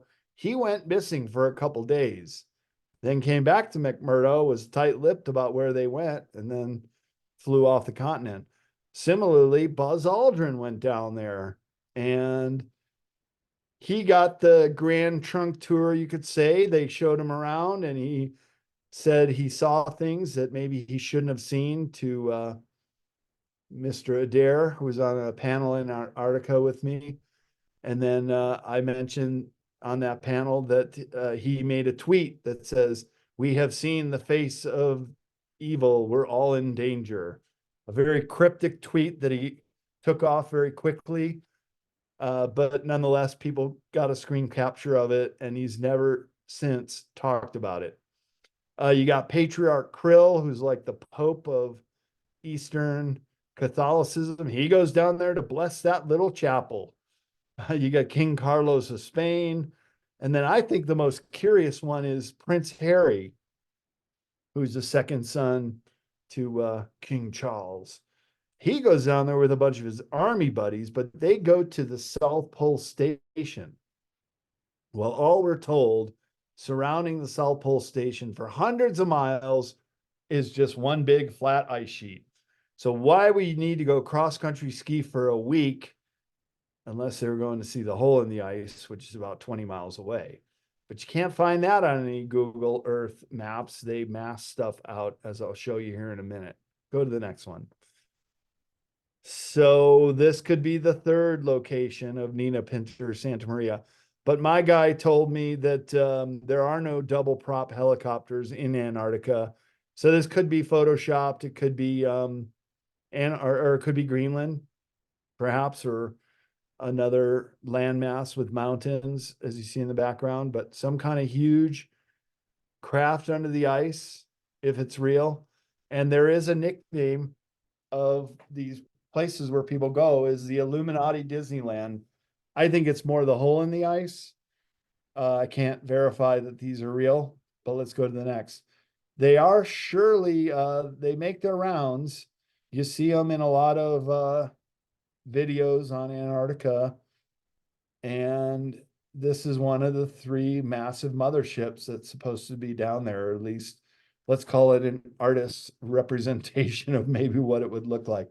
But certainly with the shifting patterns of melting, it could be exposing some of these crafts. So Emery Smith, he said this is real. He had some intel on it and said that he knows people that went there, and this is what the massive 3 mile wide. Can you imagine how big that would be? Sitting there under the ice. So let's go to the next. And all around, you can find these other anomalies. These are entrances to an alien base. So this is directly below South Africa. So this is right on the border of New Schwabenland. Maybe the Germans discovered this. Maybe they were using this in and out base. And by the way, that one on the left, which looks like a helmet, I think they call it the turtle, because the top of it looks like a turtle shell, but it's huge. You can easily fly a plane in there and probably even turn around. It's so big. And it's clearly visible. I've been there on Google Earth and seen it and kind of looked around at it. And it turns out there's a second one not too far away. In the middle map area, you can see the 2 dots, one in red. That's up on the right. There's another entrance. So propensity for under earth bases there as well, including under ice bases. Let's go to the next. So this is supposedly Admiral Byrd finding an artifact, and this giant orb. Can't verify if either one are photo.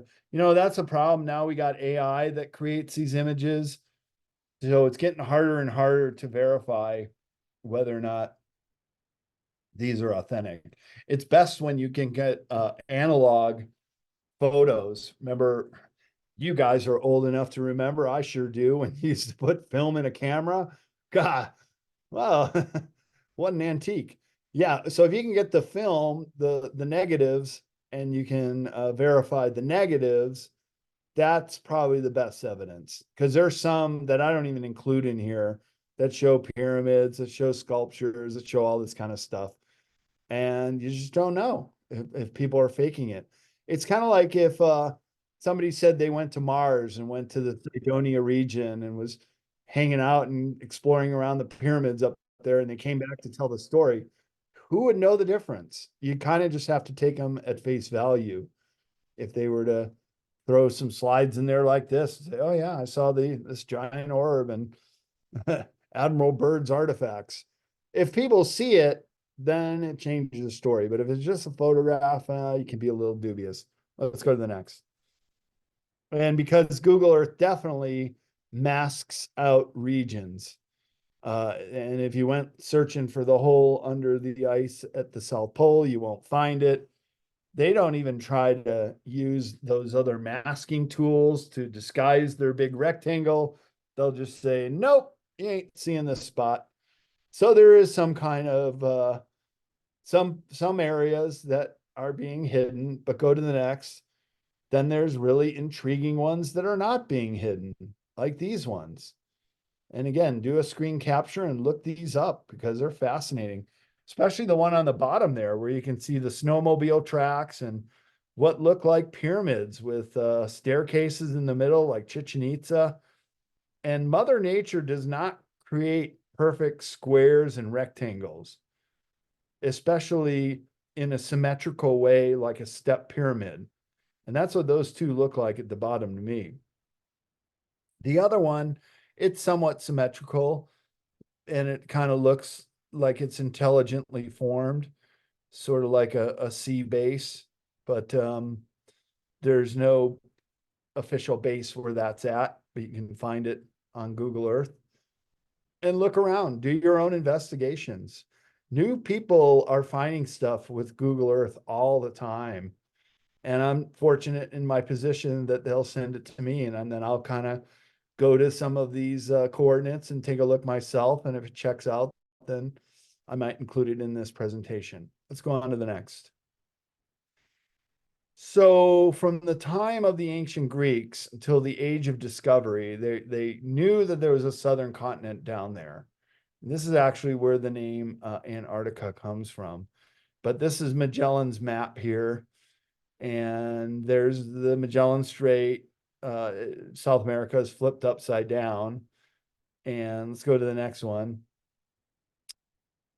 This is where the Piri-Reis map shows the exact outline of South America and the Caribbean, as well as, I think, Antarctica. This map points to other locations in South America, but I think the bottom bay there is a bay in Antarctica, which is now the Larsen ice sheet. And they've been doing sonar scans and finding there are islands in the bay under the ice. So again, like Pie Island, there are still new land masses that could be discovered down there. Let's go on to the next. So the father of modern geography, Ptolemy, I think I just put this one in there to show you one of the first maps of the entire world from the Western side of things. I do a whole presentation. There's also a Chinese map of the whole world, and all of them show Antarctica. Unlike any other continent, was believed to exist long before it was actually discovered. Beginning with Pythagoras, the Greeks knew that the earth to be round. Aristotle refined the idea, suggesting the symmetry of the sphere demanded that the earth's northern region should be balanced by a southern region. Without it, the top-heavy globe might tumble over. So they might even be talking about a pole shift. The idea of earthly balance gave rise to the name we give to the southern continent today, and that is Arctos, or opposite Arctos, Antarctos, the constellation in the northern sky. In Egypt, Ptolemy agreed that geographical equilibrium required an unknown southern continent. A map he drew in 150 CE showed a large continent linking Africa and Asia. So that's where we get the name Antarctica, that the Greeks named the constellation near the North Star Arctos, and they thought if there's a southern continent, it would be the opposite of Arctos, anti-Arctos, or Antarctica. Let's go on to the next. I get a lot more into the maps in another presentation I do, but I think it's interesting to show some of these maps of the early age of exploration. This one showing a channel through Antarctica. Let's go on to the next, because a modern version of Antarctica, there you go, separates West and East Antarctica. And now you can see some of these very deep fjords that go through under the ice, including the one directly below South Africa, the smaller, which would still be hundreds of miles long. And it is where New Schwabenland was. So the Nazis in their exploration in U-boats may have found one of these under ice passages. Let's go on to the next. Some other maps. This one, 1531, Terra Australis Incognito, depicts Australia and Antarctica as one supercontinent. That would then change when both were discovered. Let's go on to the next. But if you do overlay the Antarctica portion, it does fit pretty concisely. So again, this is making an argument that Graham Hancock made in his Ancient Apocalypse series, that these could have been made from source maps where they did know Antarctica was down there. This knowledge was lost for a number of millennia, but then rediscovered. And we're finding that the old maps actually had a fair degree of accuracy to them. Let's go on to the next. So Corey Good, whether you love him or hate him, but Gaia created these diagrams that he said he had whistleblowers finding megalithic structures and these race of giants that lived down there that kind of had Egyptian-like clothes. Again, need more data points to confirm this, but let's go on to the next. This is some maps of where the bases could be. And you can see the big round one in the middle is pretty close to that Queen or Marie Byrd land where the scientists went missing, and a couple other locations where under ice bases have been reported, part of an interplanetary corporate conglomerate. And I like it when we can get confirming data points, because the Farsight Institute and other remote viewers have also gone in and seen some of these under ice bases, which use the geothermal heat, as you can see on that depiction on the left. Sure wish that was a photograph. We need some more positive proof, but you can see that the possibility exists that these places could exist. Let's go to the next. This is a really interesting one. I remember reading about this or seeing it as a kid, that there's this huge antenna between South America and the Palmer Peninsula that was discovered by a research ship, Eltanin, and in 1964. And they've done a whole bunch of other research still there. Other photographs have been taken of it, to some giant bottom of the sea antenna. Nobody knows who put it there or why. Let's go to the next. Okay, finally, I want to tell you the last really interesting hidden anomaly of Antarctica, or very nearby. They call the islands around Antarctica Pan-Antarctic Islands. And there's a chain of some of the most remote islands in the world off of this chain from, so you can see South America, then the Falklands, and then over there to South Georgia Island, where the blow up is on the right. And I want you to just kind of get an idea where southern Thule Island is. So then there's the Palmer Peninsula, and you can see the chain of islands that kind of stretches around a big U. And southern Thule is the southernmost, a frozen island. Let's go to the next slide. And I'm showing you this for a reason. That this South Thule Island, first of all, where the base was, you go to Google Earth and they obscure it. You can't see a couple areas there on Thule Island. But this is a map that was taken off of Wikipedia. And a lot of people don't know that the Falkland War in 1982 was fought on two different fronts. The one we saw in the media almost every night was the one that went to the Falkland Islands. Now, it's always been a question, why did the British insist on getting the Falkland Islands back? What was so important about it to send their whole battle fleet to take it at a great loss of life, especially to the Argentinians who were defending it and got several boats sunk? But then there's the second arm, the second fleet that broke off down there to South Georgia, and then the South Sandwich Islands where southern Thule is. Let's go to the next. And indeed, the entire Falkland War was signed. The surrender papers, the last operation of the Falkland War.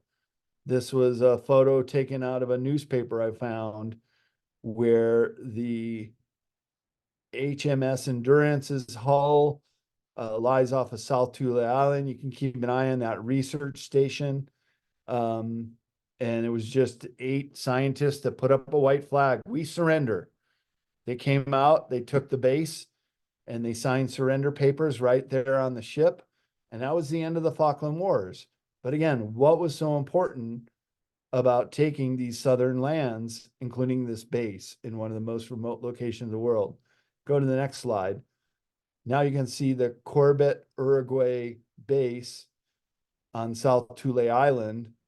And they were studying something in a cave they found, far more valuable than the base, because the Brits, after they took it, destroyed this base almost immediately. Within a year, it was gone.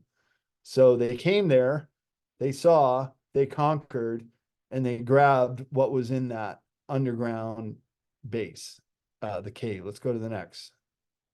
And that was Operation Keyhole, which is still a top secret operation of the British to end the Falkland Wars. and that ET underground base contained the black goo.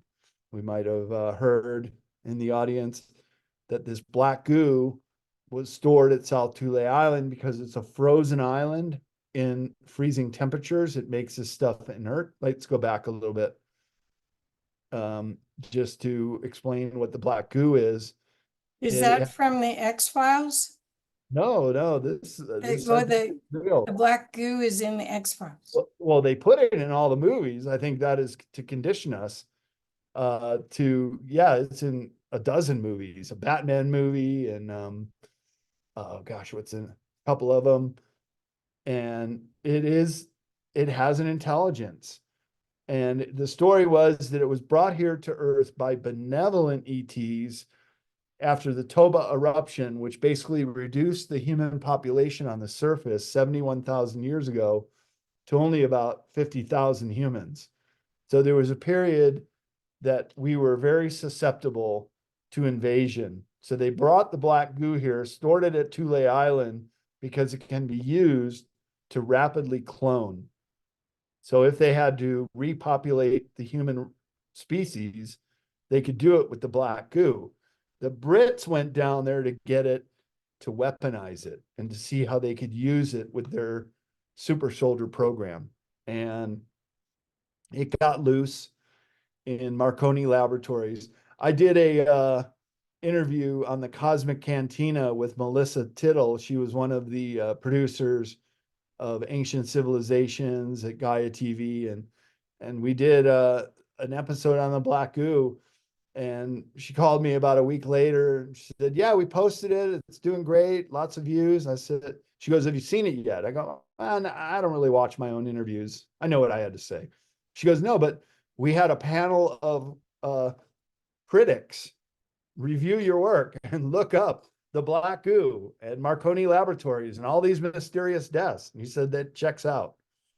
That something very strange had happened when they brought the black goo back and they tried to weaponize it. And it could be argued that that is what graphene oxide is, and that is what the ferrofluids are, and all these different ways that they have used the black goo to weaponize, perhaps against the human race, as well as all these exotic new diseases that are popping up, like Morgellons and others that show this form of life that hadn't been known in the 20th century. So let's go to the next one. Just close out the black goo, but it has a self-organizing way of joining together, and then it can be used in cloning, as I said. So take this for what it's worth, but everybody I show this to, including Mary Rodwell, was coming on the stage after me at Contact in the Desert one year, and she goes, spot on, Brad. Nobody talks about the black goo, and I'm glad you did, because people need to know in her Australian accent. Okay, let's just go to the last slide. This is a video I took. Can we get an audio in there? Or maybe I'll narrate if there's a mute button or... Well, here we are. So we always had to do duty with those poles, kicking away, pushing away all the icebergs. And here's a whole colony of whales. And I'm the only one up there with this very cell phone, pulling it out right there. We had professional photographers on our boat. They were all below deck. Nobody caught this but me on my iPhone. And it's a whole school of right whales. And I posted this video, and a naturalist friend of mine identified them. The right whales were almost hunted to extinction. And they got that dubious name because they died the right way. They would float to the surface instead of sink. So it was much easier for the whalers to kill them. Now look at all the blows. 3 or 4 of them, a whole family coming right at our boat. They're not trying to divert or anything. They just come right up to us. And here's the bull male who takes one little look. This is just 20 feet away. And then all of them right underneath the boat. And I was made a comment, oh boy, it feels like Moby Dick. If we don't get swallowed alive. And there they disappear. And here's a quick look at the boat. That was my home for 26 days. And then where'd they go? Where'd they go? at the very end, they blow up some bubbles on the right side of us. And then much later, minutes later, we saw them come up far away. But that was kind of a creepy feeling, seeing an animal as big as our ship swim underneath. And there's the air bubbles there at the very end. And last slide, that is the very end. So I just want to say thank you guys for attending my talk here on the hidden anomalies of Antarctica. And I think we got some time for Q&A. If you guys want to send some questions over the chat room, be happy to And give yes, my answer. thank you so much. So Ross now Thanks. is our Q&A guy. Thanks, Thank Brad. you. Thank you. All right. I'm expecting to see some hands up, or I'm expecting to see something in a chat. Let's see. Okay.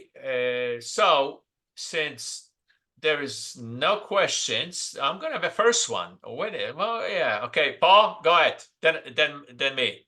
Paul, unmute, please. Okay, this is a quick comment. You were talking about the cosmic rays. Oh, first of all, Brad and Gar, and Kathy, and Ross, and Julia, nice job. Amazing. You're the next Admiral Byrd here. Anyway, my comment here, you talked about cosmic rays coming out of Antarctica. And I, first of all, I can't imagine what physical mechanism that would allow that to be. We don't even know how they're formed as it is.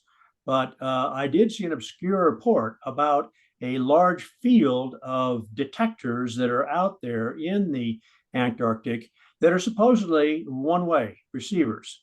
And the claim was made by, I haven't validated anything here, is that when they do something that big, it's usually two-way. And that set of something out there is a transmitter. I don't know if it's related to HARP or something less, more benign, but have you heard anything at all about that might explain that cosmic ray source? Yeah, well, I think the cosmic ray source, if it's coming out of the Earth at a 30-degree angle, would have to be the hole in the ice. I think that's good evidence that there is that big hole in the ice, but that's not admitted to. And you could be talking about the ice cube experiments and Eric Hecker, who worked down there for a year, and he's come out and said that they might be using this HARP-like machine to set off. He claims they may have triggered the earthquake in Christchurch, New Zealand. And he says that there's a death ray or a big laser coming out. And if he's a whistleblower and if his information is correct, how come the USA hasn't been kicked out of the Antarctica Treaty is my only question. So maybe he's exaggerating some of that. I don't know. I've kind of had a falling out with him. He doesn't like me talking about the hole in the ice. And I say, how come America didn't get kicked out of the Antarctica Treaty if your information's correct? So we're at a little bit of a loggerjam, but we'll work it out someday. Okay, I'll hold my next question until I'm in line again. Yeah, thanks, Paul. So now it's my turn. So Operation High Jump. Those ships, they were not figment of somebody's imagination. Where did they exactly came from? At what part of Antarctica, and where they are currently, and where they went? Any insights?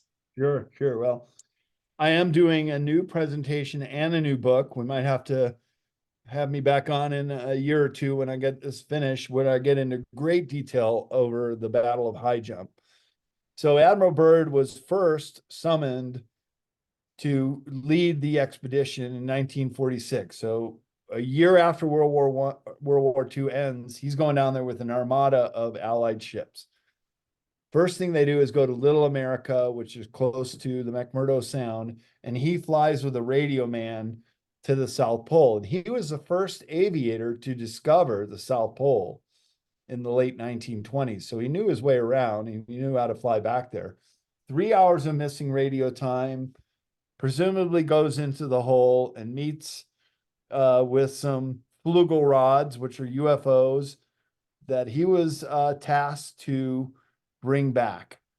But they escorted him to meet with the master in the domain of the Ariani. This is all according to his published diary. His son published it after his death.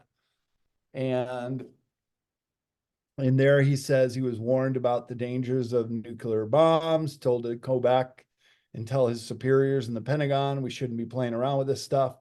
He was escorted out by these tall Nordic-looking pilots, and the last thing he heard was "Auf Wiedersehen," goodbye in German.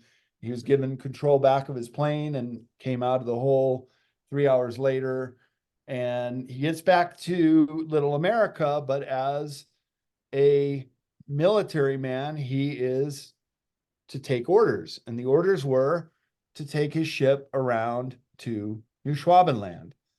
And that's when the Battle of High Jump took place. So they had found point 211. They did a little pitter-patter bombing on the first day.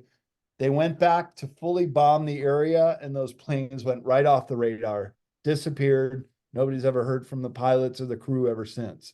Same day, maybe only an hour or two later, up out of the water comes these crafts that control gravity. And it's interesting to understand how UFOs fly. They manipulate the gravity field all around them. So even when they're going straight up, they're falling into the gravity field that they create.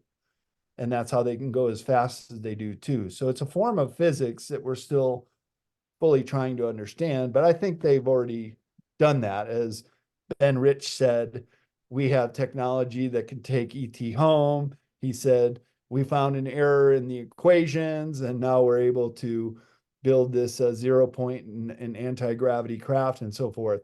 So it's not inconceivable that these UFO or Fulgurad craft came up out of the ice. They could have easily taken out the whole armada of ships. They just took out all the planes that were attacking them. The guns couldn't get through. And they took out one ship called the USS Murdoch.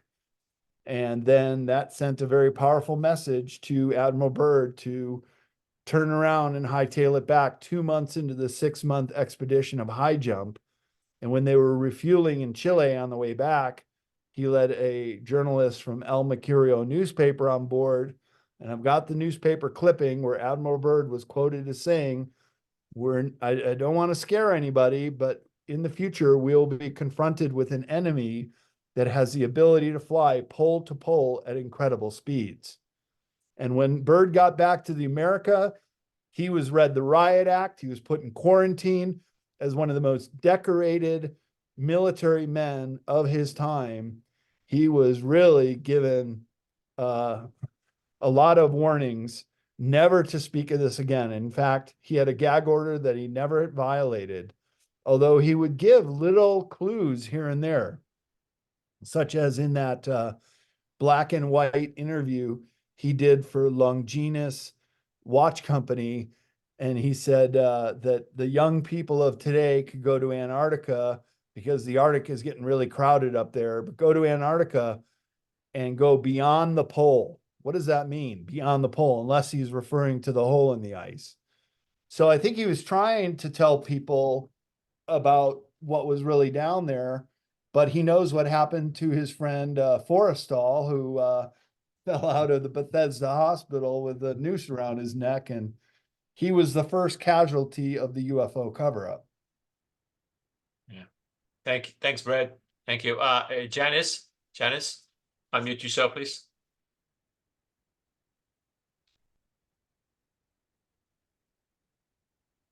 Okay. Can you hear me? Yes, here, loud and clear. Two things. I have a couple of rocks that have been left with me from a friend who had been in Antarctica. If I can show those to you, if you know anything about them. This one, it's got a little pyramid shape on it. Wow. It's a Ventifact. It's very, very dense and very, very heavy. The other one is, let me turn on the light so you can see the color. It's a russet color, kind of a waxy density to it again, also very heavy and very dense. I work with rocks and they have such an unusual energetic to them. Would you know anything about them at all? No, I don't. I mean, do you know what part of Antarctica you found them on? I don't know. There's a Yeah, friend of mine that had summered over in to work down there and brought them back. I And think he was haven't- in the McMurdo station for at least for a while, but I don't know if that's where it was from. Do you know if any geologists had a look at them? Maybe they could identify what kind of rock they are, but they look volcanic. Perhaps. They haven't. The one he said is a ventofact. It was shaped that way by the wind. Hmm. It would take quite something to do that dense by the wind. Yeah. Okay, my other question is about this black goo in the Uh-huh. Falkland Islands that you said is graphene oxide, or that's an aspect of it. Right. Is that what was taken to be used in the mRNA shots? That's Yes. part of the transhumanism agenda, and is that actually AT sourced? I know that there's been a lineage from the beginning of time that has wanted to destroy humanity on the planet. Is this part of that? Could very well be, because the graphene oxide is able to connect with itself, find other particles, It can self-organize. self-organize into larger particles, and that's exactly what the black goo does. And it happens to be Wow. black in color. It's not kind of goo, but it's very magnetic in property. Both of them are. Yes. So yeah, It's They're, yeah. Elena Denan mentioned I think so 2 weeks ago in her Monday interview. I think so. Scary, very confirmational. hmm. Yeah, Yeah. it's connecting a few more dots for me. I've been kind of sniffing all of this out since the beginning. Okay, thank you. You're welcome. I always Thanks, wondered about the Jen. Falkland Islands. That never made sense to have a war. Never did, huh? Until you hear Yeah. the story. And John Kerry down there, that's kind of a curious thing too. Sure His is. energy's Yeah. always read that he's dead, and he's worse now that he's been involved with the WHO. By the way, John Kerry is in the Black Eye Club. What Tell me more creates about all the Black these Eye elites Club. to have the black eye? Well, it's Oh, these little reptiles called vril, and they release a proboscis into the eye, and it takes over the personality of the person. And then they become very sexually promiscuous, but then they also completely change their tune and follow the globalist agenda to a T and go against sometimes what they used to stand for. And all the elites, a good percentage of them are in the Black Eye Club, including Prince Philip, the father of King Charles. Royal elites are in it, Hollywood elites are in it, and other high-level politicians are also in it. yeah, 100% truth. Yeah. Scary. All right, next one we have a Roger. Roger, unmute yourself, please. Thank you. First of all, I'd like to really thank you for that excellent presentation. I really enjoyed it. One of the things I would like to elaborate on, though, is you brought up climate change issues and where some of the ice is disappearing and some is growing and so forth. I've been interested in this issue for a long time.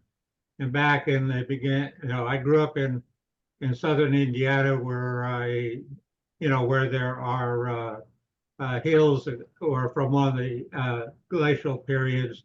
So, so back in the beginning of 21, I wrote an article which I gave a link in the chat that points out that you really have to understand long-term climate change. In the last 1 million years, there have been 8 major climate changes. And on average, I'm using round numbers because 100 divided 1 million, that's 125,000 years. But at any rate, approximately 100,000 years represent a glacial ice age, followed by about 10,000 years of interglacial warming. We are at the end of the latest interglacial warming period.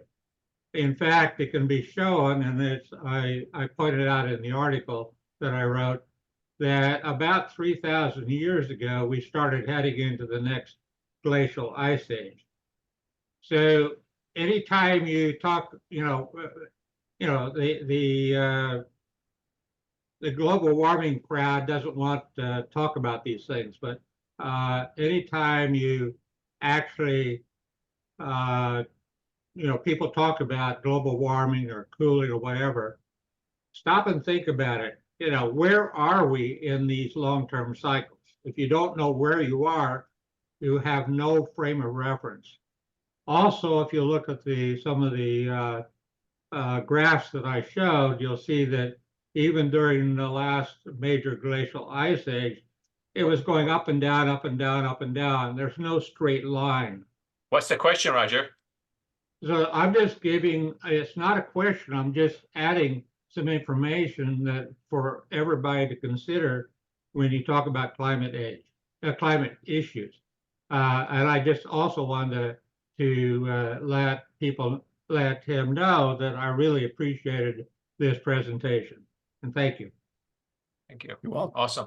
Thanks. We're gonna look at, everybody, please go into your notes chat and click on that link. Paul, next. Paul? Okay. Yeah, thanks. I got two questions.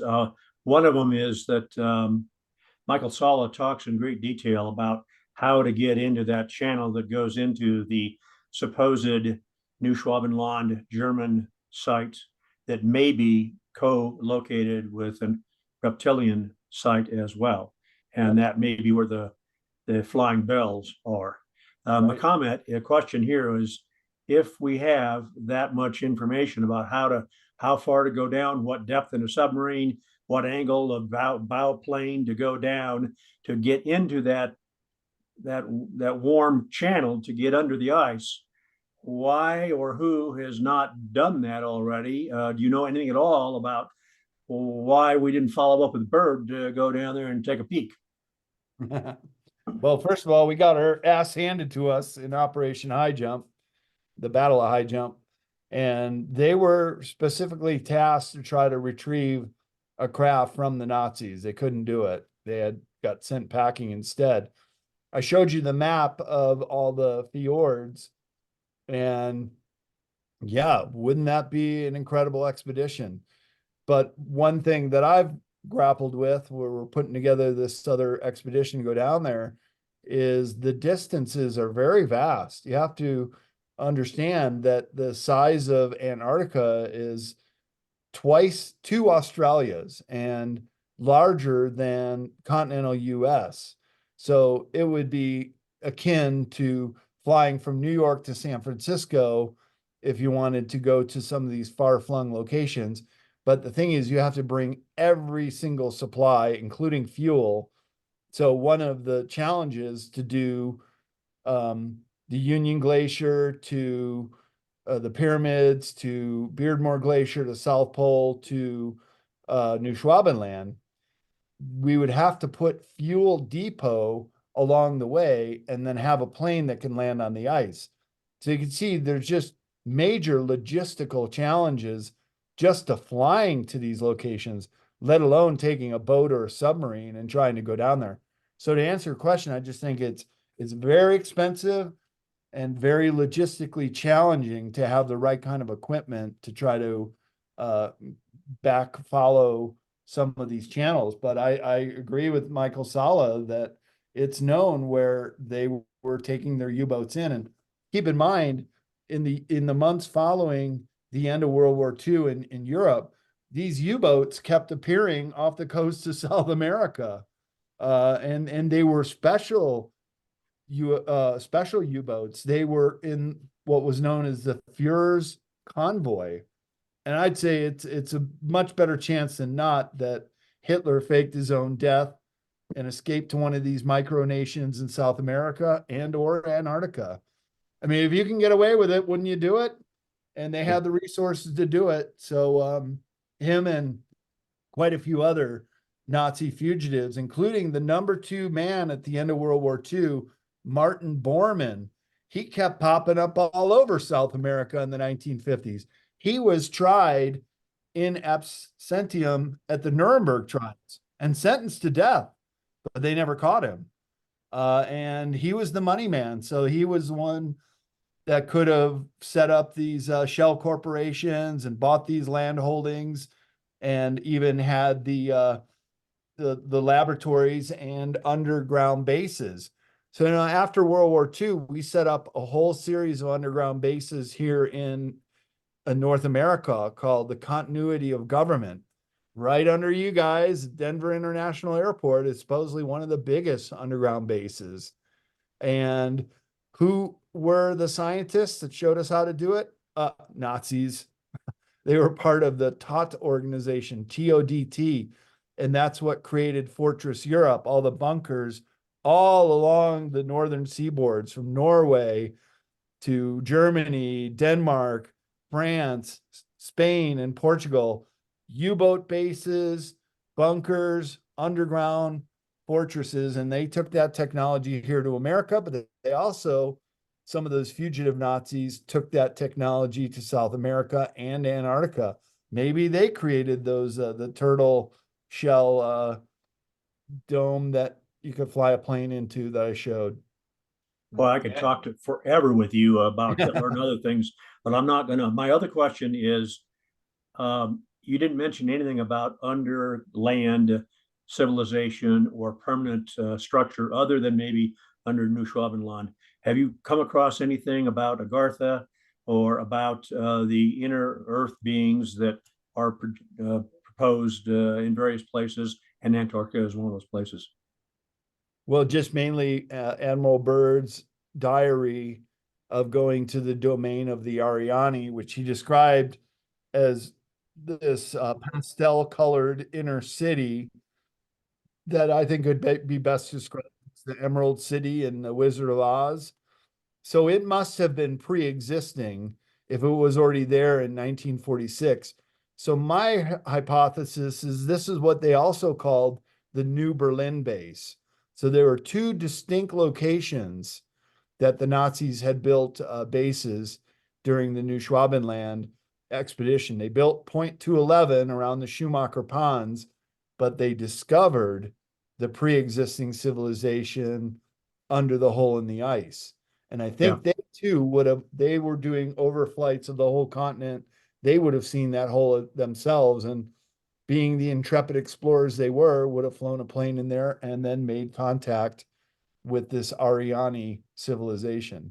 Yeah, Admiral Dönitz talked about that. The last Fuhrer before he also talked about, well, I think it was like 40 submarines that never returned, or never were accounted for.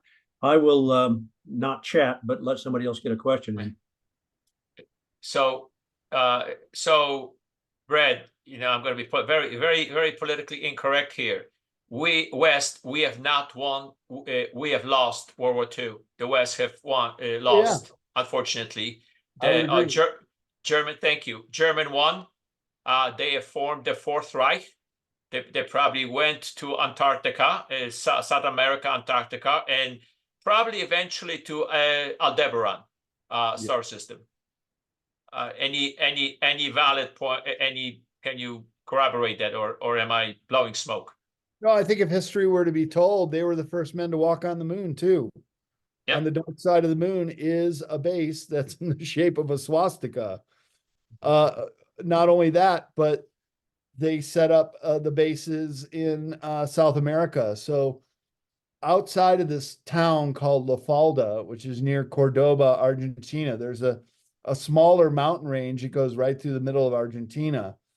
And up on the top of it is this German town called La Falda, and the Eden Hotel, where that Hitler was spotted after the war. Not far from there is a big UFO hotspot. And I went there and did an overnight. We were trying to see if we could see any craft coming out of there. We didn't. But I got back to America, and I was telling my friend David Hatcher Childress, who's one of the stars of Ancient Aliens, about it. He goes, "Oh, Brad, don't you know that was one of the German research bases?" And I remember reading in The Lonely Planet that they were saying that these UFOs were coming out of this mountain, Sarah Monte, Sarah being mountain, Monte is the name of the mountain. And in the town, there's pictures of gray aliens and UFOs. It's quite famous. Tourists go there. But in The Lonely Planet was saying that these UFO left burn marks in the grass and they would abduct people. And once in a while, you could see smoke coming from it. It's like, that doesn't sound like an alien UFO. And he said, that's because they weren't. That was one of the German underground bases where they were testing their Honeyboo and Vril craft into the 1950s and beyond. So yeah, I agree with you. The Fourth Reich, they Fourth Reich. lost. So they lost the ground war in Yep. Europe. And they knew that since 43. They had 2 years to get everything out of there. And they did. And just keep in mind, the Army, the Navy, and the Air Force, Luftwaffe, they all surrendered. But the Third Reich, as a political organization, never surrendered, nor did the SS that was in control of a lot of this high technology in Germany. So if they never surrendered, then you think they're still at large. Yes, there is a lot of SSPs, secret space program, 20 and back, 30 and back, and 40 and back. They come back and they talk about some amazing experiences that you cannot just deny it. Absolutely, you cannot. You have to kind of say, wow, we are intergalactic civilization. There's a lot of Fourth Reich out there. That's just, you cannot deny it. Sorry. So, yeah. It's And just, I've met Penny Bradley at several of these conferences. oh, She has memories of being in the Nachtwaffen, the Dark Fleet, and Michael Sala talks about the Dark Fleet Yeah. operating out of Antarctica as well. So a whole lot of anecdotal evidence that the Germans were developing their own secret space program, probably from the time of the World War II. yes, in 19 actually, the Vril Society, 1918, I think so. That was the first contact, if I can, And- Ursich. Yeah. Maria Orsich and Maria Segal. Orsich. And by the way, my friend filmmaker Frank Jacob and his wife Tanya Madenford, they were just out visiting me in Nevada. We were working on a documentary about the Giants, but they live down in Birch's Garden where the Eagle's Nest was. And Whoa, have discovered the hunting lodge where the Vril Society was meeting and doing their seances. So that building still exists. wow, far out. All right, Paul, please unmute. Brad, because you're such a central point for sharing information with, I wanted to share something that's true. It's not a question, but when I was in 1987 flying over the Antarctic at 40,000 feet as part of the NASA study, I'm a scientist. The pilot called out that there was a Aurora Australis out there if you're interested. And everybody on the plane continued to work in the back in the dark. But I found a way to look out the window. And what I saw was bolts of light. Are you still there? Yeah, I just got to plug in. Just noticed my battery's about to run out. But I'm right here. Keep going. All right. So what I saw were blasts of light starting above the aircraft and looking like they came from above the aircraft, going down, and then looking like they went below the aircraft. You can't tell any distance when it's dark, and so it could have been, I assumed it was because of the curvature of the earth and it was a long way away. But you see normally, the light like behind me right here, you don't see the bolt of light go down. And what I saw was a bolt of light go down and then disappear. And then maybe 5 seconds later, another bolt of light go down. 5 or 10 seconds later, another one, and then another one, and probably upwards of 8 to 10 of these things that went down toward the pole from what looked like above me in the dark. And I still don't have anybody that's ever reported something like that. I'm just sharing that with you because it's anecdotal, but I am a scientist. I was down there. So just that's it. Oh, cool. Good note. Yeah, thanks, Paul. Thanks for sharing. Anybody else? All right, so I have another question. So, Brett, since you are, the researcher, you are really recognized researcher when it comes into Antarctica, like Dr. Michael Sala is in exopolitics.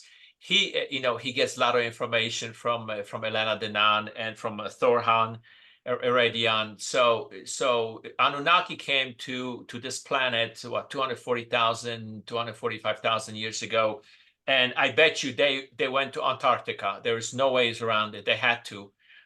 Do you have any insights from, let's say, Prince Ea, or from Thorhan, from through Elena, that can tell you insights about Antarctica and what the heck is really all about it, that you can share with the greater audience? Yeah, well, like I said, I'm constantly on the lookout for new material, new data points, confirming even through remote viewers. And as you all saw, I did a very popular interview with Elena a couple months ago. I think it went viral and got a lot of views. And we talked about all the things we spoke on tonight. Her contact with Thorhan, I think she's the only one that does. Yep. So I guess we just have to take her word for it. And I find her very reputable. We've talked about many different subjects, including underwater archaeology, which is another presentation I'm putting together, as well as a book.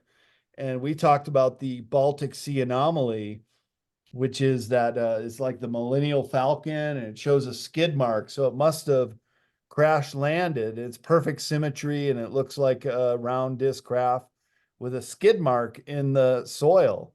The bottom of the ocean, bottom of the Baltic Sea, was discovered about a decade ago.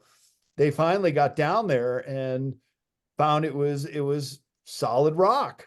So to some people, okay, that put it to bed. It's just a very anomalous rock formation, but that doesn't account for the skid mark. So I asked Elena about this at the last GSIC conference last October, and she said that UFO crafts are actually very organic. And she had the opportunity of touching one, and it responded to her touch, and it was very sponge-like. So we were discussing how the Baltic Sea anomaly may have turned to stone. And it's very similar to the way a tree can become petrified. It starts out as organic, it gets laid down, and in the case of petrified wood, a volcano covers it with minerals that seep into the wood, and then the pressure of the soil on top of it and many, many years of water seeping through it turns an organic piece of wood into stone. So she said that's quite how the Baltic Sea anomaly turned to stone. It was an organic craft from a long time ago, probably back in the time of Hyperborea, the original civilization on Earth. Wow. And in my book and presentation on underwater archaeology, which I'd be happy to come back and give that when it's done, that there is underwater archaeology for Hyperborea, for Lemuria, for Atlantis, from pre-Ice Age, and then also underwater archaeology more in modern times. So those will be the 6 chapters of this new book that I'm coming out with, probably in about a year's time, I hope. Wow. Thank you. Thank you. Yeah, we're gonna pencil you in. All right. Definitely. With an eraser if we got to change the date. Yeah, I already done it. It's already in my black book. Thank you. So Kathy. Oh, that's funny.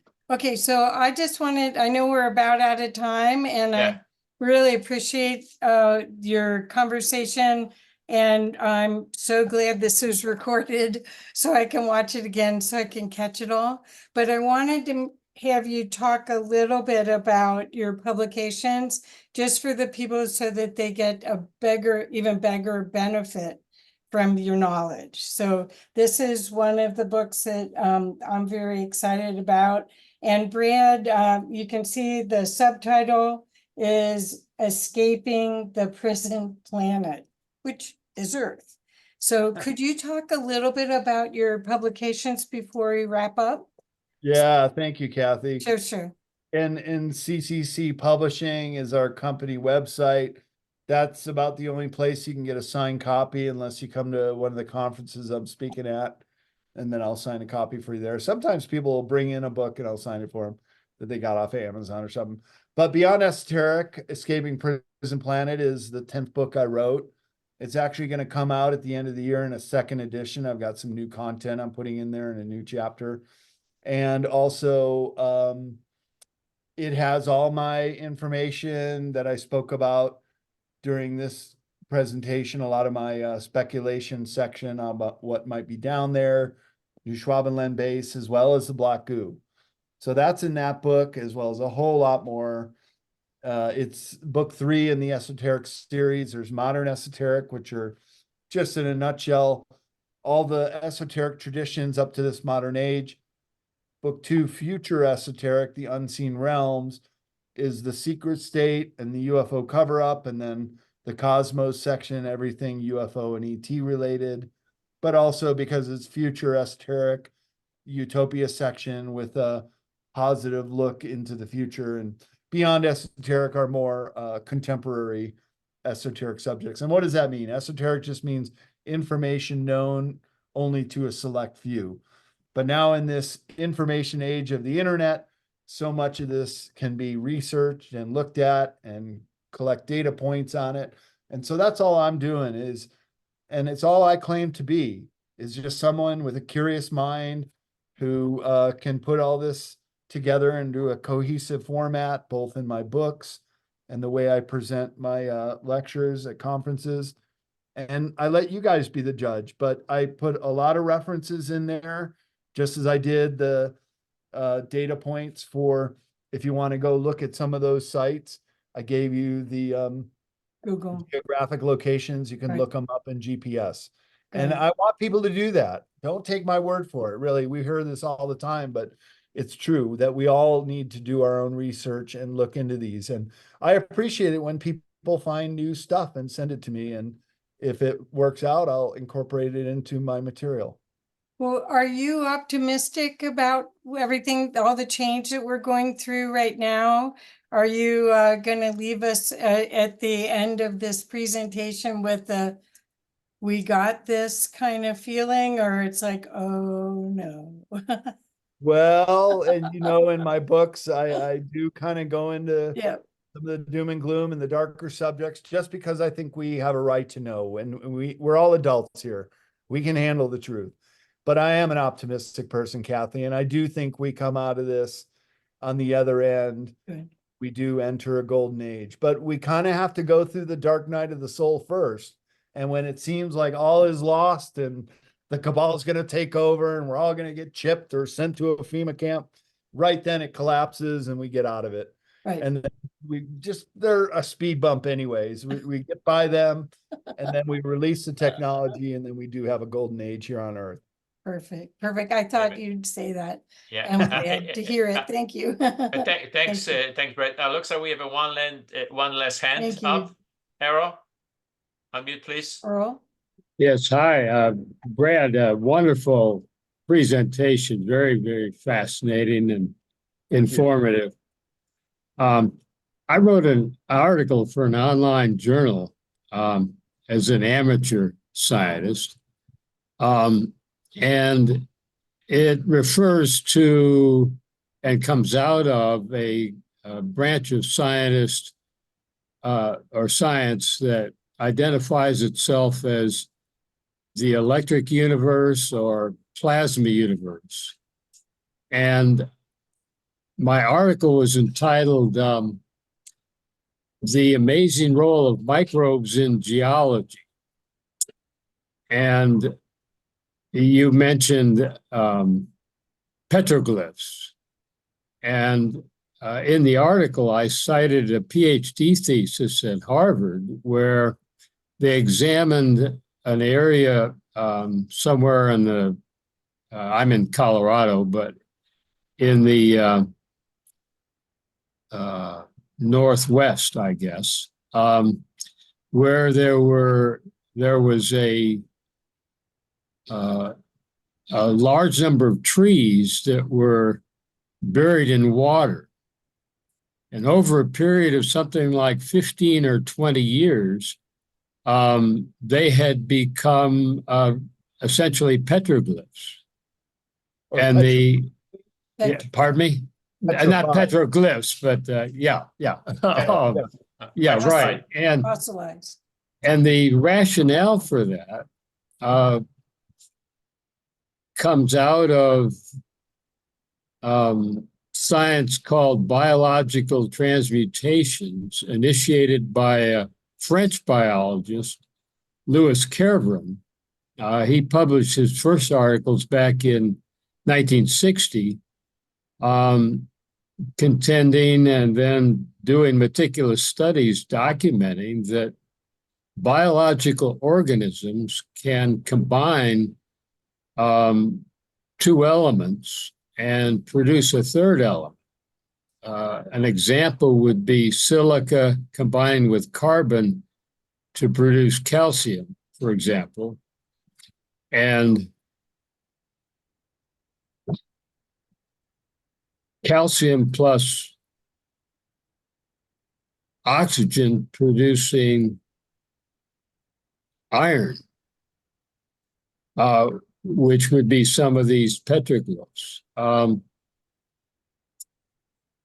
And I invite people to take a look. And also you mentioned the cosmic rays coming out at a 30 degree angle.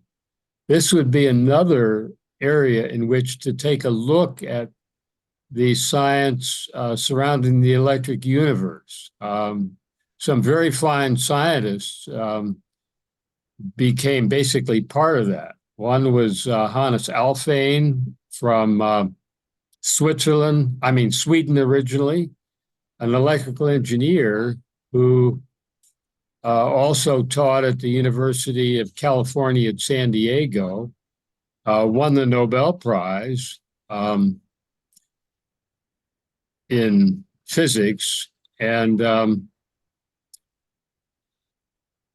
presented extensive evidence that the universe is predominantly electrical and governed by the electric force or electromagnetic force rather than by gravity. And I just highly recommend that people look at websites entitled Electric Universe and Plasma Universe, as well as Biological Transmutations and Louis Kervran.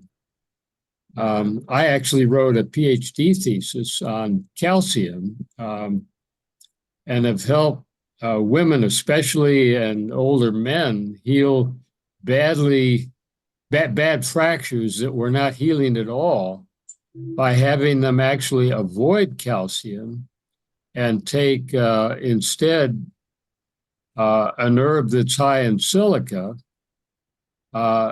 and also take magnesium. And in spite of not healing at all for long periods of time, these postmenopausal women healed very rapidly from bad fractures. Anyway, I highly recommend that as a way to perhaps understand some of the conundrums and puzzles that that Brad has described. Yeah. Thank you. Yeah. Thanks for the info. All right, anything else that we have, Kathy? No, just lots of gratitude.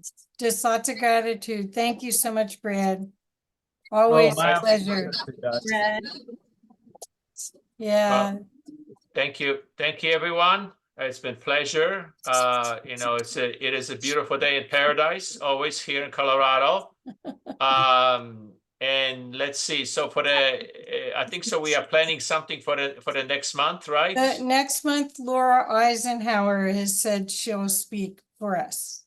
All right. So I don't know. You're in great company with some of the speakers, Brad. We've had David Adair, who you're buddies with. We've had Vivian Chauvet. We've had we had some wonderful, wonderful speakers. So thank you for being Yes. one of the best. Thank you. Thanks. Thanks, appreciate it. everyone. And thanks, Brad, for sharing the insights. We really appreciate being part of our community. Yes. Thank Oh, you oh. all. Thank you. All right. See you next month. Uh-huh. Thanks. Good night, Russ. Bye-bye. Bye-bye. Thank you, everyone.